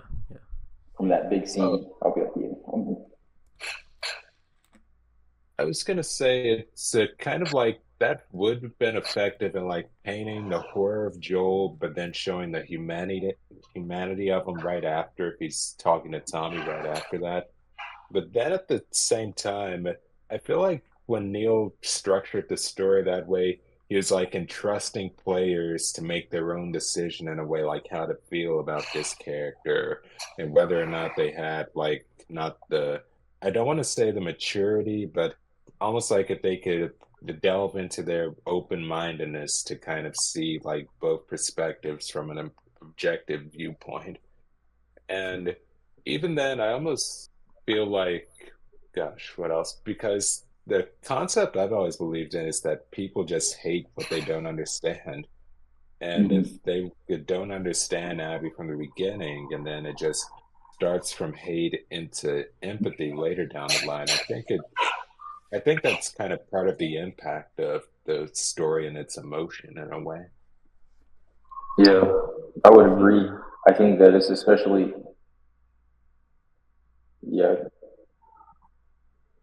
I think it would be really impressive because it's hard to do that when you hate somebody so much. You gotta to do a 180. That's like the magic writer's trick, right? So that's what we have to wait and see, I guess. Yeah, and I agree, and I hate to like be like, oh, if you hate Abby, then you like closed-minded or immature, like because I hate to have that sentiment, but like I feel like there is a degree of truth to that in a sense, because like, and you don't even have to like necessarily come around to like Abby. That's not what I said, because no one really in this game is likable to me. I'm not even the characters we're familiar with. Like Tommy and Ellie, like they aren't very likable. If anything, I feel like Abby and the people on that side of the story are more likable than the people we know from the first game, if I'm being completely honest. I mean, we like look at, when they went there, they were literally after Joel. We're after Joel because he's the one who did this. We're not going to kill you guys because you didn't do anything. You know what I mean? Because we're not after you because we aren't. And that was stupid. It was very stupid, especially considering like you guys had WLF all over your clothes. So like, I mean, realistically, but still, it's like I agree. It was very stupid, but at the same time, it is like one of those things where it's like, and there was like this debate amongst we only want one guy. Should we kill them? And like there were a lot of them who were like, no, we're no better than them. That's right. All this stuff. Yeah, he's like, no, that freaking Owen guy, man. Yeah. And like, I just found that dynamic very interesting, and it's like I don't know, I really came to like a lot of those characters. Like there were some that were like Mel and Owen were kind of like, but like I don't know, like I liked Manny. I liked seeing a lot of their dynamic, like the quote unquote Salt Lake crew, like the people from that hospital, like how tight knit they were, and like I don't know, it's just like I liked their group dynamic, which I really hope we get to see more of that in the show. But like I don't know, I like those characters. I thought they were interesting, and I just feel like the game does so much to make you, like I said, not necessarily like convince you or manipulate. Some people were saying using the word manipulate, which is crazy, Like it doesn't like manipulate you to like these characters. It just presents That's just you them feeling things. and their story, and it's like whether you like them or not is like up to you ultimately. But like Yeah. I just don't. I just find it so hard to understand how people can like by the end of the game still hate Not Abby. empathize at all. You know, Yeah, at least you don't have empathize with any. her. At Yeah. least empathize a little bit or understand her rather than you know, like again, not saying you have to like her, but like I just don't see how anybody couldn't like at least come around a little bit, because I feel like at that point it is kind of closed mindedness. Yeah, you're choosing to be willfully ignorant about the like Right. the story. Like that. It's like if you walk in with the black and white mindset, then like that can wither away. But if you stick with it to the end, it just doesn't come up as well potentially intended. Like it's in that Yeah, gray, murky area all the way through. Right, which The Last of yeah. Us It's always just not was. Like, logical. literally look at the ending of the first game. Like, Joel does that shit for Yeah, what? dude. Like to save Ellie, He's which a is like we villain, can bro. completely understand that He because should have he been. lost his daughter, he formed this attachment to her, he doesn't want to lose another daughter. But like at the same time, it's like you just killed a hospital full of people, right? So it's like there's like the Last of Us has always had that like, and then he lies about it. He straight up lies about it. So like the Last of Us has always had Yeah. that morally like gray like thing going on. It's never been black or white. So I don't know why like it's so hard for that Mm-hmm. like those audiences that loved the first game that was also gray to come into this and like look at it from such a black and white perspective, you know? Mm-hmm. Yeah. He's Like really a straight up villain, man. And I love Yeah. Joel. something I also found interesting was just the way like the revenge scene against him was written because like it's very violent, it's brutal, but it also has like that dramatic undertone, almost like Abby's been rehearsing it like dreaming of it for a long time. Whereas Mm. with say Ellie interrogating Owen and Mel, like she tries adopting Joel's technique, that dramatic flair, and it just falls flat entirely. Yeah. Which is like so it's very Mm. easy to be angry at Ellie for, but like at the same time it's like she's not Joel, It's like she hasn't done this before. So like if, I feel like it fits that she fumbled it pretty badly. Mm. And even when she's getting like almost so close to getting her revenge, like it's not glorified or any way. It doesn't even seem satisfying. It just seems desperate, like just drowning her. Right. Also, something I also kind of Mm. hate, like going back to like you were talking about, like the Mel and Owen thing. I hate it when like people Mm-hmm. you like use the argument against Abby, like as to why she's like horrible, is like her being willing to Mm. kill Dina knowing she's pregnant. Because Mm. like people act like like she was getting off to the idea of killing a pregnant woman, which isn't true. Like the only reason No. she was even willing to do that is because she thought that Ellie killed Mel in cold blood. Like she wasn't aware that Ellie didn't know that Mm-hmm. Mel was pregnant. How was she supposed to know that? So Yeah. when she said she's pregnant, she Yeah. said, "Good, eye for an eye." That's the only because if the thing is, if Mel wasn't pregnant, that whole interaction would have gone much differently. She wouldn't have been like Yeah. if Ellie would have been like she's pregnant, Abby would have been like, "Oh shit, my bad." You know what I mean? Like I don't think she would have been Mm-hmm. like good either way. Like that Mm-hmm. literally the only reason that she said that is because she thought that Ellie killed Mel in cold blood because that's what it looked like. Mm-hmm. So it's like I don't understand. Like again, it's Yeah. like those details that people are just omitting from their mind to like I don't fit this Yeah. I narrative. mean, she didn't even care. She didn't even really look at Mel. She's like Owen, the freaking guy that she's like and has a relationship with, is fucking dead. She just sees a room full of dead people. It's like a massacre. I mean, yeah, I'm not. I'm not really concerned with the morals of the. I'm eye for an eye. Right. Again, not And that's defending exactly what Abby, saying happened. like Abby's like a stand-up citizen because Yeah, nobody in this game is. But like I just yeah. hate when people are like, "Oh, she's a We're just bad we're just person because defending of that them. this." It's normal. Yeah, she's having Yeah. a normal reaction. Most people Exactly. are like no, she's in her right to be like that. She has nobody left at this point either. Let's also put that there. Right. Her whole thing is, I'm gonna go with Owen after this because he did choose her in the end, even though he got male pregnant. So I don't know how that makes him look. But she had her thing, and now that was taken from her. This is all she has. Again, it's back to the revenge, right? At this point, I think this is near the end, right? The game. Yeah. Yeah. Yeah, yeah. It's like you What? strip these characters of what makes them believe in hope, like Ellie and Abby, and then after Abby does what she does, like she gets that the glimmer of hope again with Lev, and with Ellie, she kind of gets that with AJ, but still that darkness, it's still there with her. Yeah. Yeah. What? Wait, who's AJ? Oh, what was that? Who's AJ? Oh, Oh, Jay. I'm sorry, AJ. not AJ. It was JJ, wasn't it? Jesse Jr. or whatever. Last of, I was thinking Walking Dead. I think Yeah. AJ's the baby in that one. Oh gosh. What's her Another name? throwback. The Telltale. That was crazy, dude. How that might have been like something that they had the same writer. They're like, oh, they're gonna have a baby with this name, but no. That's crazy because doesn't she try to kill, or she does the same thing to Lev, right? She has a knife on Lev. Oh yeah, threatens Lev, and then like she says that he's not part of this, and then Ellie responds that you made him part of it. Mm-hmm. She's back and so much back and forth with this. You know, you took this and I took this. That it really felt like it did feel kind of exhausting at the end. Like when I got to I did feel like a general fatigue when we got to the slave traders Yeah. part Yeah. with Ellie.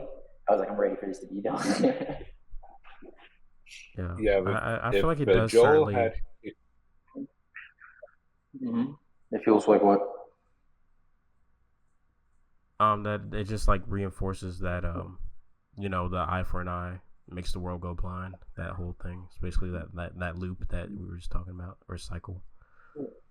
Did you feel fatigue though when you got to that part?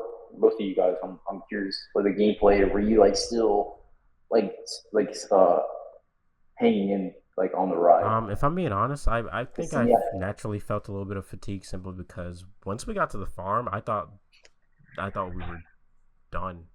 So like when they're like, oh, Mm-hmm. actually it's not over yet. We're gonna go to Santa Barbara. I was a little bit like this. This feels like a bit much, but Yeah. I mean, I was still with it, you know, till the I end. was like Especially like my first having to learn go it. Yeah, around. we had to learn about a whole other game. Yeah. Yeah, Mm-hmm. but yeah, it felt like a I bit of a might fake out. stuff. I was. Yeah. Is that I voice? felt. Oh, I felt like it was a kind of realistic extension of just what would happen next. It's like the epilogue for the characters, but it's also not the epilogue. Like they had the, well, Ellie had the choice to move on, and then Abby was caught in another predicament that was out of her Mm-hmm. control, all in search of hope, which is apparently a thing in the world. Like if you go looking for hope, then at the same time you just might be looking for trouble. And Mm-hmm. I was I was almost about to say earlier that if Joel's moment of when he faces off against David and his League of Cannibals is like his moment of goodness, then Ellie going up against the slavers and freeing the people, that's almost like hers as well, whether she realizes it or not. And I Yeah, think it Uh, showed her as being capable of potentially not being self-serving at that moment. yeah. And that goes into like the whole other possible theme, which is like my most favorite theme. You know, I love that. You know, that's why I like Batman so much. It's all about the self-sacrifice. And right now, I feel like it's a human thing that we, and it's easier. I feel like not easier to write about these negative emotions. I don't think so. I think this was might have been a hard story for Neil to write, but I do feel like we're, I guess, going into that last topic with the third one. I feel like we're in a trilogy, like a trifecta of emotions, or we're focused on the internal kind of like I'm self-serving. I'm looking out for my own, and then I'm looking out for my family's own But I do feel like there's an opportunity here to tell something like that, like you're saying, uh, Boyce and Eric, both of you guys, about this. I don't know, being more finally back to that. We need something good, you know. And I've heard some people, and I agree. We need to go back to. I mean, there's a whole ass cure. Ellie still has the cure within her. I don't know. Yes. All right. But I Let's do talk want about that. some happier. Yeah. Yeah. What are your Yeah. thoughts on The Last of Us Part 3? Right. Like we know Neil Druckmann. Yeah. Those wheels are always turning. Yeah. He's got ideas, but Yeah. realistically, what do you think Last of Us Part 2 would bring to the table for the series? Oh, I was gonna get kind of a boring answer. I feel like we were all kind of not really like we can only assume or make a safe prediction like there will be a cure or this and that. But you're opened up a very I'm very excited. Like I'm like hyped on like Tommy. I don't know, man. That sounds kind of exciting to me, man. Because we haven't played as him. We played as Joel. We played as Ellie. This guy's been in both of the games with them. You know, I don't know, man. I don't know what they could do with that. Yeah, me neither. My thing with Tommy is I just personally don't know where they would set it. Like I said, I feel like he's done in after the events of Part 2, but I honestly wouldn't be interested in going back at all. I feel like we need to move Like a forward at this prequel. point. Mm-hmm. Um, but I mean, I say that all the time whenever people bring up the idea of prequels. People are like, "Oh, we should follow this character before." I'm just like, "Nah, not interested in that." But then they did it with Red Dead, Yeah. and I thought Red Dead Redemption 2 was absolutely incredible. So I no longer like to like try and like write it off as like, no, I wouldn't be interested in that because they could do an amazing job with it, whatever they do. But I just think that with the way this Part 2 ended, I think that like could this be a good ending for that story? Yes, but I also like the first game had a really good ending to that story. You know, I said this before, but I think the first game could have been it, and that would have been like just perfect. And you know the same can be said about this game, but I do think that we're gonna get a Part 3. I feel like this story, this arc needs some sort of conclusion. And you bring up the cure, right? And I've thought about this a lot too, because like the immunity was a huge part of Part 1, and then it's literally the catalyst for everything that happens. But then it's just kind of like, I don't want to say ignored because it's brought up, of course. Like she has the tattoo covering her bite mark, and you know that in the end she uses her immunity to her advantage by like allowing the clicker to like bite her and attack the other person, like stuff like that, which is like pretty cool. But like I feel like we're forgetting like this chick is literally immune. Like it'd be interesting, right? If like I don't know what angle I like more. If like Ellie's literally like one of the, or like is like the only immune person like alive, that would be interesting. Or if like there are other immune people out there like her, and like maybe like I don't know, like part of the plot is like they discover that, and maybe they like find a place where they're like legitimately doing experiments, trying to like work on a cure. And then like we find out that there's some shady stuff going on, and then we have to like I don't know, like I just don't know like where they could go with that to where they could bring that immunity back around in a organic way. Because I feel like either way, like it would feel very detached from Part 2. Because I just don't. I think I find it hard to give a continuation to that story specifically. You mentioned like an older Ellie. Do you think like I mean I think you mentioned the older podcast. Do you think that would you like to see like a huge time jump? I don't know. I haven't really thought much about it. Like I feel like the time jump should be as long as it needs to be, but knowing Neil, I feel like he probably would do a bit of a time jump.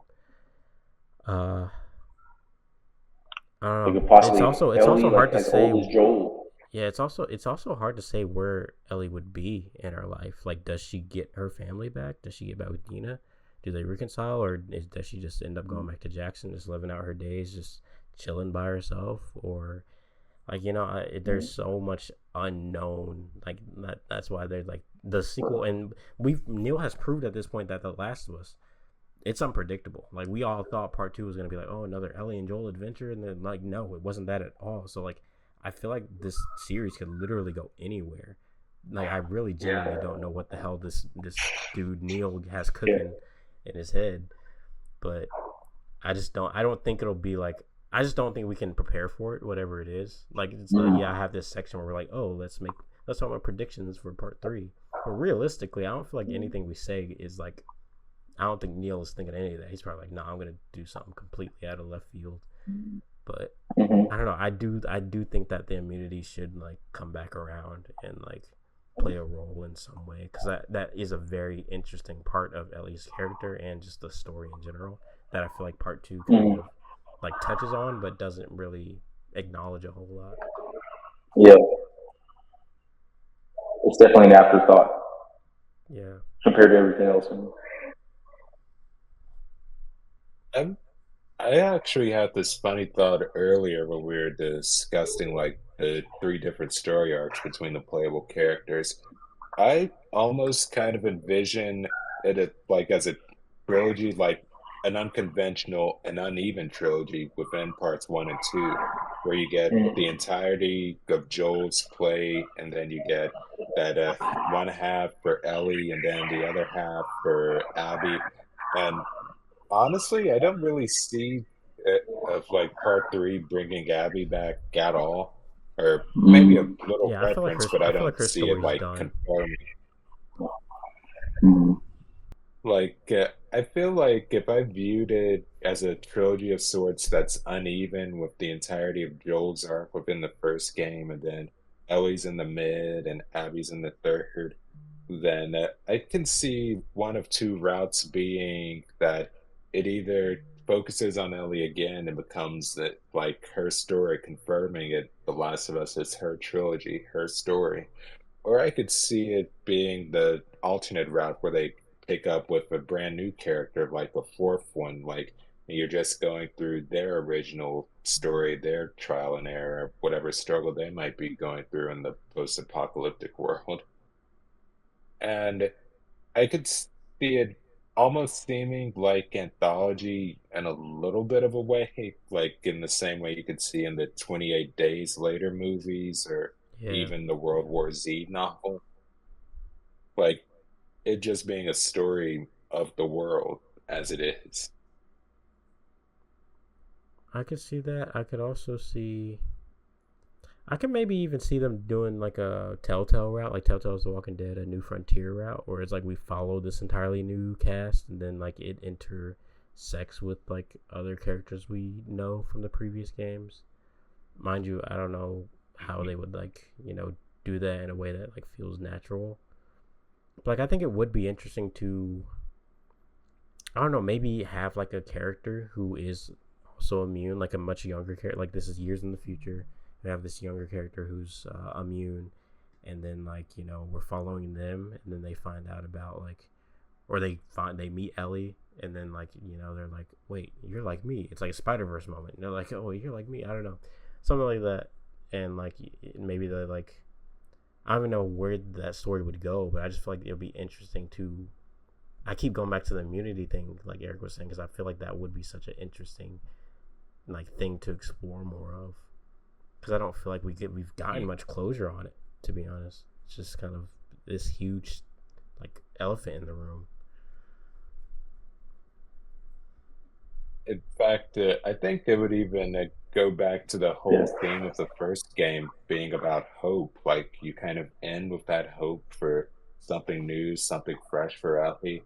And then if you tie it back around into hope for a third game where it's like this new character doesn't know if what they want to do with this immunity if they were to have it, and or maybe they track down the girl from Jackson to just figure out what would she do or whatever. Like it's so funny because if they did tie it back around, a part of me is so scared and concerned it could end up being like Rise of Skywalker to Force Awakens, Oh and gosh. it really is no.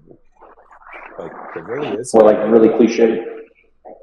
yeah, Yeah, I don't know. I feel like there's something. I don't know. I just feel like seeing an old Aunt Ellie would elicit some emotions in me and other people, and I don't know if that's something to follow or not. To like see older Ellie, maybe not like as old as Joel, maybe like 40 in her 40s, right? Yeah. I And have a question. she's just how like do you alone, and she's yeah, I was gonna ask. I was like, how do you envision like older Ellie? Do you envision her like being like, chilling out? You know, she has her little own little like cottage somewhere, and she's like, stay off my property. Or do yeah. you think she's like a drifter? Do you think she's just out in the woods, like going My around? lawn. You know, like Nah, because she's I definitely imagine like more she's of a definitely gonna drifter. Like be. I imagine she's like out there in the world going around like doing different like jobs and stuff like that. Like I don't know. Like I feel like that. I imagine that would be what I think Ellie Logan. is doing. Yeah, like a smuggler, Yeah. basically like Joel, but yeah. She could globetrotting. do Like that I too. could definitely see her being in that Maybe world. she is. If yeah, you know, if she doesn't get like her family back, I could imagine her just being like, I'm gonna leave Jackson and just like go off and just do that. Yeah. I don't She'd think be that like she will Tess. get She her would family literally be back. Tess.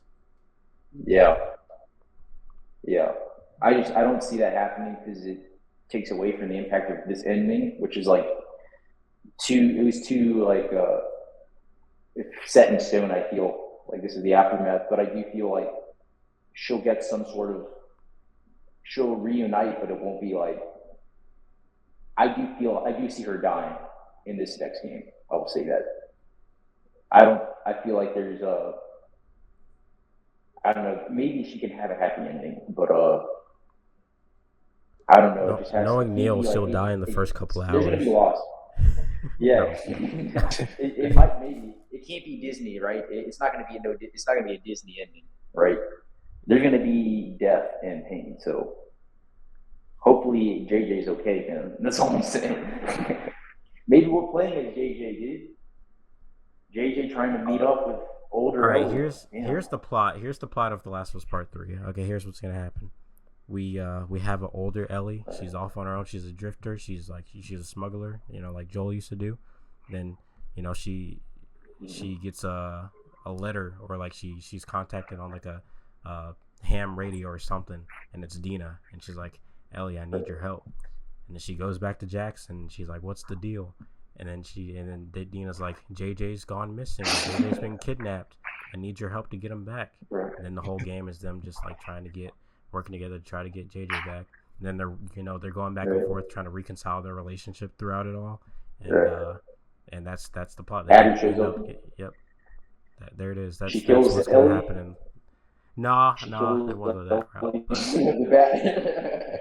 nah, I'm just JJ kidding. I watches mean, as it happens. And if I'm being completely honest, I kind of like that pitch, but I mean, it's not gonna happen. But I feel like something along those lines would be interesting to me. Yeah, It just Ellie will die. Yeah, to be fair though, it wouldn't Reading fit. the letter. It wouldn't fit this trilogy. Like, how do you end a trilogy like this? Like, I don't know. Like,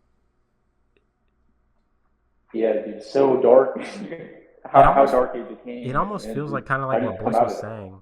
It almost feels like no matter what you do, it feels like it's like you have to like one up this. Like, you can't just be like, oh, we're gonna go a safe route now after you've made part 2.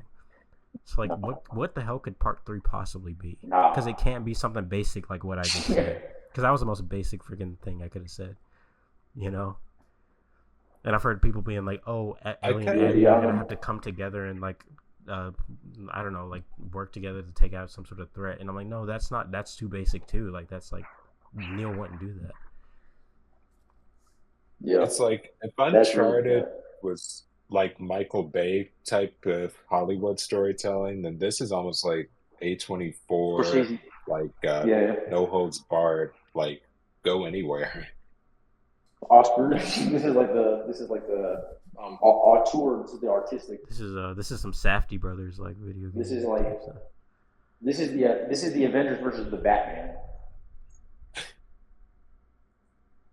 But I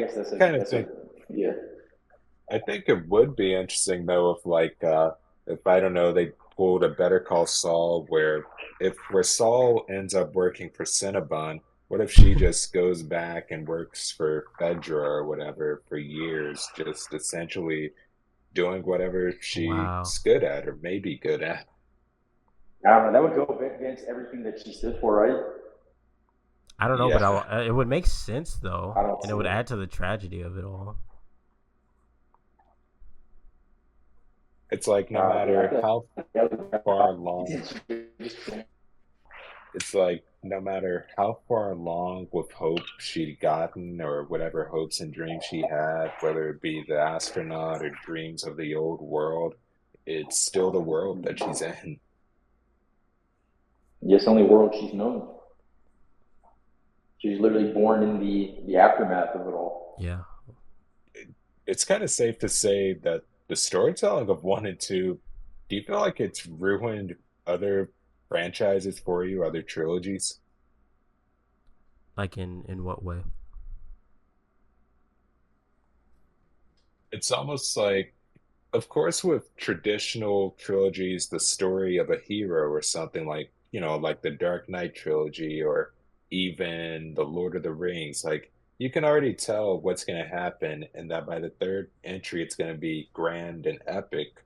Whereas with something like this, it's hard to visualize or conceptualize. Like only Neil Druckmann could have thought of this. So you're saying like it kind of has it like screwed our expectations of other trilogies? Yeah.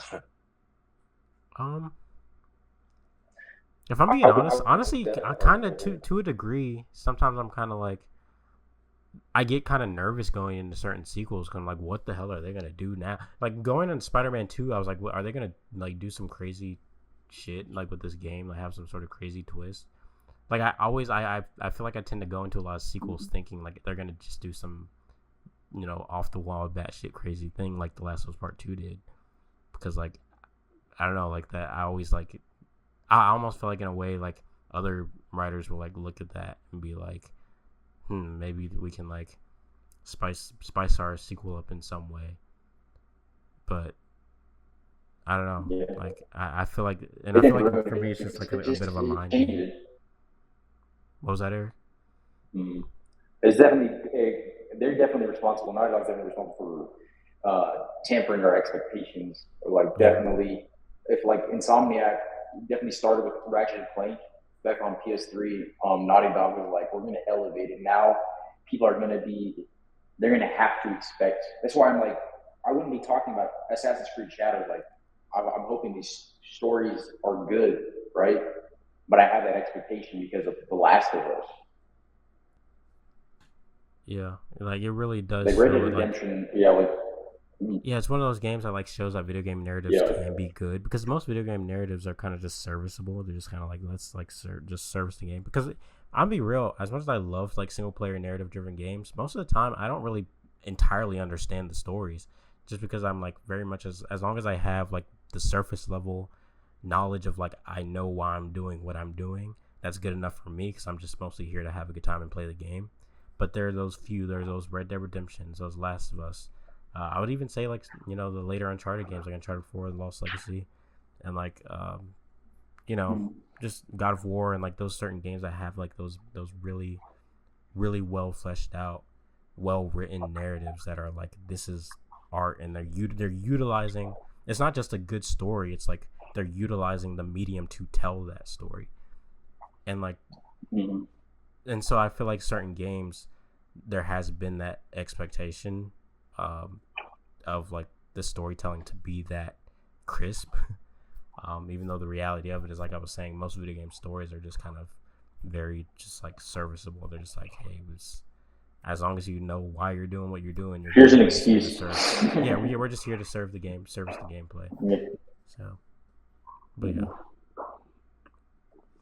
Yeah, Last of Us One, I think this was the first game where I was like looking up articles, like because I was left like I have to talk to somebody about this ending. I feel moved, and also even before I finished that, I was like out and about wherever I was, and I was like, man, I got to go back. I was in an interest. I want to know what's going to happen next, and I'm like, yo, this is like I'm talking about a show.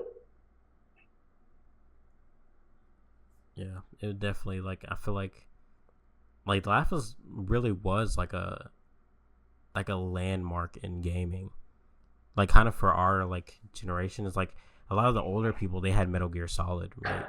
For them, that was like the first time seeing like a Yeah. game with like cinematics and cutscenes and like it was like a movie and like all that stuff. Like they were like mind blowing Yeah. seeing that back in like the '90s or whenever that came out, right? And Mm-hmm. then like for us, it was like we had like stuff like The Last of Us where we play Yeah. that and we're like, dang, this story. And like mind you, other video games before it, of course, had like good stories, but like The Last was like one that was like I don't know, Yeah. This is like easily it hadn't been translates done to in that TV. way because like The Last of Us didn't just have a good story. Yeah. It like I was saying, it utilized the video game medium to tell that story Yeah. in an effective way. Yeah.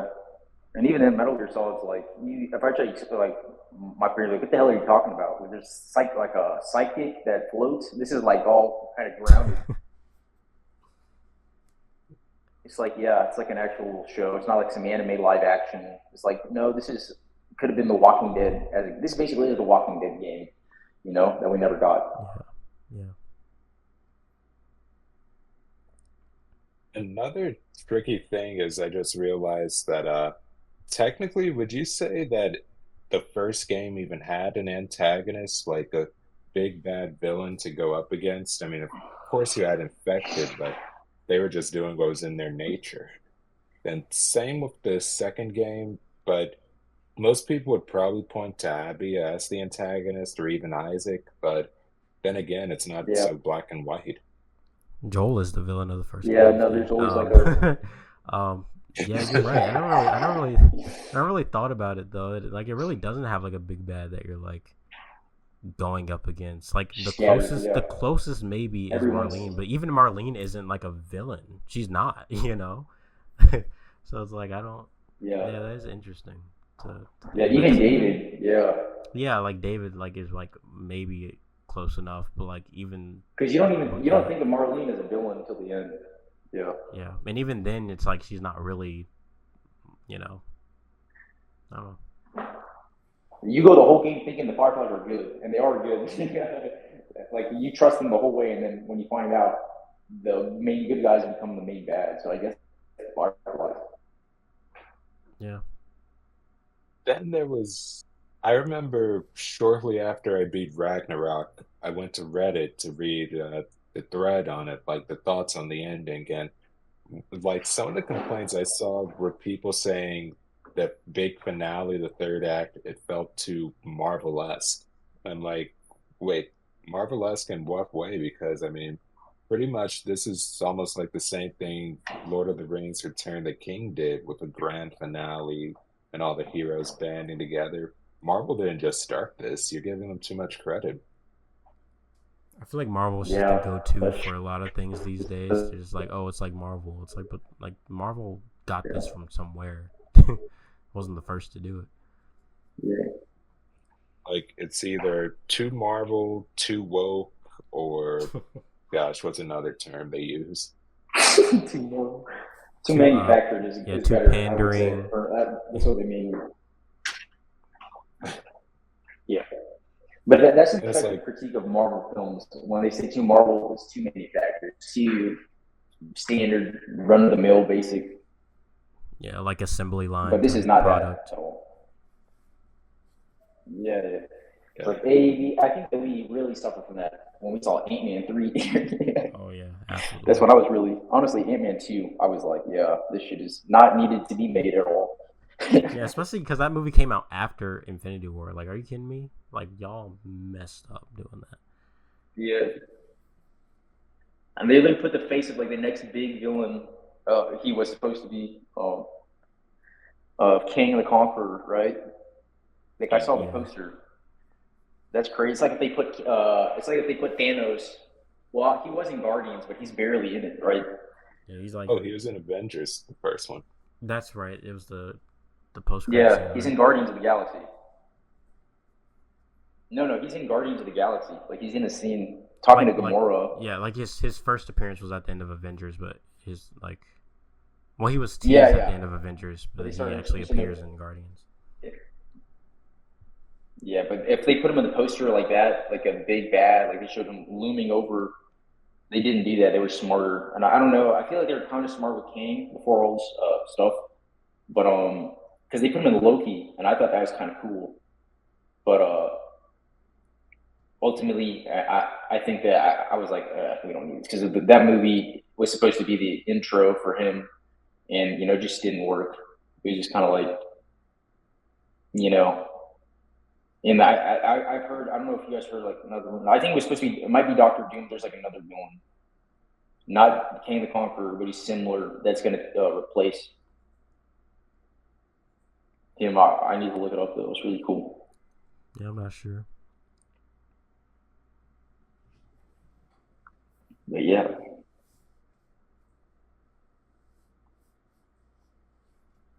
You guys have any other theories on where That's Part what I 2 got. go?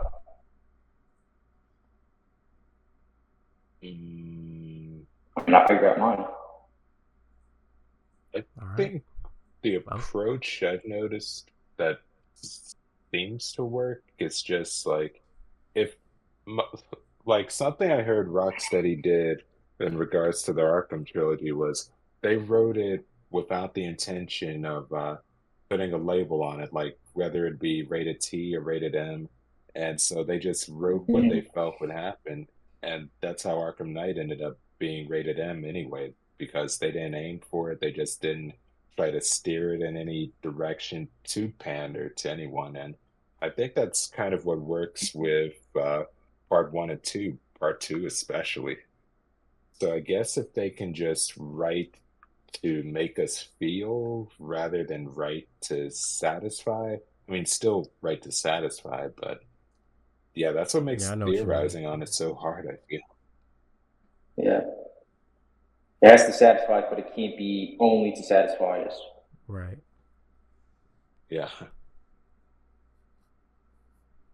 Because the writer knows best. So we trust you, Neil. Yeah, please. Don't mess it up, man. We're watching, please. Yeah, it is. Focus on the game, man. If there's, it definitely is tough to like try to predict, but it's very fun to like try to come up with like theories of like what could happen. But like at the end of the day, we're just a bunch of people online just talking about it. We don't know anything. Hey, maybe at some point I'll get Neil on and he can spill all the tea. We'll get those exclusive scoops. Yeah. He won't do that. He won't do that for us. We'll get ready to roast him when we find out Nathan Drake. Yeah, he's gonna be in Last of Us 3 as the old dude, and we're gonna be like, "What the hell, man?" Crossover confirmed. It's Cassie Drake. Let's go, man. Cassie Drake is immune. I'm putting ideas out here, man. Then we find out Crash Bandicoot. We found out Crash Bandicoot. I know a thing or two about Wong. Now he's gonna be just a regular Bandicoot in like a lab. Right. He's the one that caused all this shit, dude. Fucking Crash, bro. Like somebody just has a pet Bandicoot. Like, is that a pet? Yeah, Bandicoot? he's so dirty. He's like, bro. Take a shower. Like, yeah, his name is Crash. I'm like, what the fuck? That's what he gets running around with. Yeah, dude. Yeah, dude, fucking Crash, dude. He looks like a orange psychopath, dude. He doesn't look normal. Don't you think he might be contagious? Nah, man, he's cool. He talks. Look at him. Hi. Oh, fuck. I'm out of this fucking island, bro. Or Ellie just discovers new Fireflies, but the thing they're working on is the PS6. Turns into Astro's Playroom real quick. Shut the neck. Dude, it's all a giant big advertisement for PlayStation 6, dude. This Last of Us 3 project that Neil Druckmann's been working on. Get the PS6. Dude, next honestly, fall, at this point, July 2026. With where Sony's headed, I wouldn't put it past them. Get PS6 with a new with a Sands of Time, digital code, because we're stopping the discs. You can get a box, but it's just gonna have a code in it. Exactly. We're gonna give you like we're gonna give you the boxes. Yeah. It's gonna have like a piece of card. It's gonna have a piece of cardboard in it that resembles a disc. Just to make you feel. Right. To make you feel special, Make you feel like Spider-Man. But seriously, move on past this shit, man. It's the age of the digital. It's the digital age, We're past all of this. Boyce views, right, Boyce? You're talking Oh, to a sure, I'll go collector. with it. Boyce is a collector. Yeah, dude. Yeah, you said the opposite, bro. He's like, no. It's like the opposite of what he wants. Oh yeah, I'm like Benicio del Toro when it comes to this stuff. Actually, no, dude. He's like, Boyce, he's getting ready to sell all that shit. He's about to be a millionaire, dude. He's like, yeah, dude, stop making physical, so I'll have all this shit rare. That would actually help. That would work in your favor, I'm like, Boyce. yeah, it's like off of The Big Short when Christian Bale kept saying the housing market was going to crash, but no one believed it, and he ended up coming out on top financially, at That's what you're least. saying. Just remember who your friends were, Boyce. That's all we're saying. Remember who was there. We were day one. Now that I think about it, the fact that the PS5 was literally 4 years ago as well. 4 And in years ago, just and we're still three getting a years. bunch of cross-gen games. Black Ops 6, bro. Who's ready? Get the PlayStation 4 out, boys. The one time I'll go with Game Pass for a new game. True, dude. Game Pass. Game Pass. Yeah, I'm pretty excited actually. I'll get to play a freaking Call of Duty game day one on Game Pass. Yeah. So it paid off for you to wait, man, because and I got stuck with Modern Warfare 2 and then Modern Warfare 3, and I don't know what the hell Activision's thinking, man, but Treyarch, they're better. They're different. They have zombies, bro. So real zombies. That's all I care about, bro. Yo, do you guys I almost think feel that like we're going back in. what Oh, were you saying, what were boys? you gonna say? There'll be Joe Biden, Donald Trump DLC, yeah.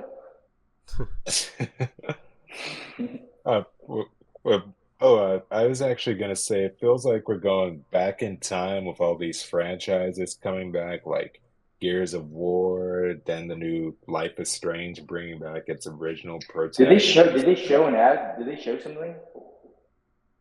Oh, oh yeah, the trailer for Life is Strange Double Exposure at the Xbox show. No, for Gears. Did they? Yeah, they showed a Oh yeah, they're trailer. doing a prequel. It's crazy. Perfect Dark 2. Did they show gameplay? That's the one I needed to watch live, bro. I saw the wrong one live. They're talking about fucking Cross Soul. I already forgot the fucking name of that dumb game, dude. The pirate game. Yeah, dude. Ubisoft was whack. They had 2 games. They didn't need a showcase, bro. Every other, like all the like kind of funny, like they're all right, dude. Ubisoft does not need to be doing this, bro. They have 2 games. Yeah, I ain't gonna You're lie. hurting Assassin's Creed by trying to. I was really let down by most of some. No one cares about XCOM, bro. Like genuinely, I was surprised because Microsoft brought out all the bang. Like I was watching Summer Games Fest. I was like, a couple games I'm interested in. I watched the Ubisoft one. I was like, okay, cool. Star Wars Outlaws and Assassin's Creed. That's all I'm here for. And then, but Microsoft, I was like watching it. And I was like, man, they're showing a bunch of games I'm actually interested in. So I'm like, Microsoft kind of showed up and showed out, which is why Sony needs to pop out and show them up. That's all I'm saying. That's right, dude. We need more than Spider-Man suits, bro. Yeah, Sony and Microsoft. It almost feels like the Kendrick Drake beef of gaming. Not so much anymore, though. It feels like Sony's kind of like gone easy. Yeah, they don't really want to do anything, man. People are talking about Xbox. It's so crazy wild how the shift, man. Like Redfall came out and it was ass, right? And then people are like, yo, Xbox is done, man. But now it's like, yo, Spider-Man has no updates, man. What the hell? I feel like for the Sony showcase, we're gonna get trailer for Spider-Man 2 DLC. We're probably gonna see hopefully something from Sucker Punch, probably Ghost of Tsushima. there's a rumored that Toys for Bob is working on another Crash Bandicoot. Maybe we'll get something from that. What else? Maybe we'll see something that Ben is working on. Yeah, how do you guys Is feel working about on anything? You guys feel about Phantom Blade Zero? It looks pretty cool. I was like, yeah, this looks like a movie. We don't know yet what's gameplay and what's a cutscene. That's my consensus. That kind of had me like, I was like, oh, this gameplay looks pretty cool, but then I'm like, there's no way it's actually gonna look like this when I play, right? Like, there's no way. Flashbacks to Watch Dogs, Ubisoft, bro. Yeah, E3. This is like, never again, man. You know better. So, what's the name of that company, man? Look, how we can't get on their bad side, man. Yeah. We gotta get sent codes, man. They're gonna send us codes for Assassin's Creed Shadows. Oh, that would be dope as fuck, dude. We love you, Ubisoft. Oh. Yeah, we love you, Ubisoft. You guys are like the Adam Sandler of video games, but you make my day go by good enough. Yeah. Yeah. That's all that we really need, man. You're just here to make us laugh, okay? And then we forget. And then we'll come back later for another laugh. Yeah. Like, Ubisoft games are a good time. Yeah. That's pretty much what it boils down to. Yeah. And you know what to expect. Yeah. They're like comfort games in a way. Mm-hmm. Yep. We can hang out for a bit, but I'm going to go ahead and stop the recording, so I'm going to do the outro. But, yeah, that's been a real-time discussion. We're trying something new. I don't know if this will be like an actual episode or I'll just like put under something else, but we'll call it real-time discussion. Mm-hmm. Might make this a thing with other games too, where we just dive deep into, because I feel like on real-time podcasts we're like talking about so many different topics, we don't get a chance to like dive deep into one specific game. So I feel like this would be a cool way to be able to do that. Sure. So yeah, I thought this was really fun, and I appreciate you guys' time. But yeah, you too, man. Thanks.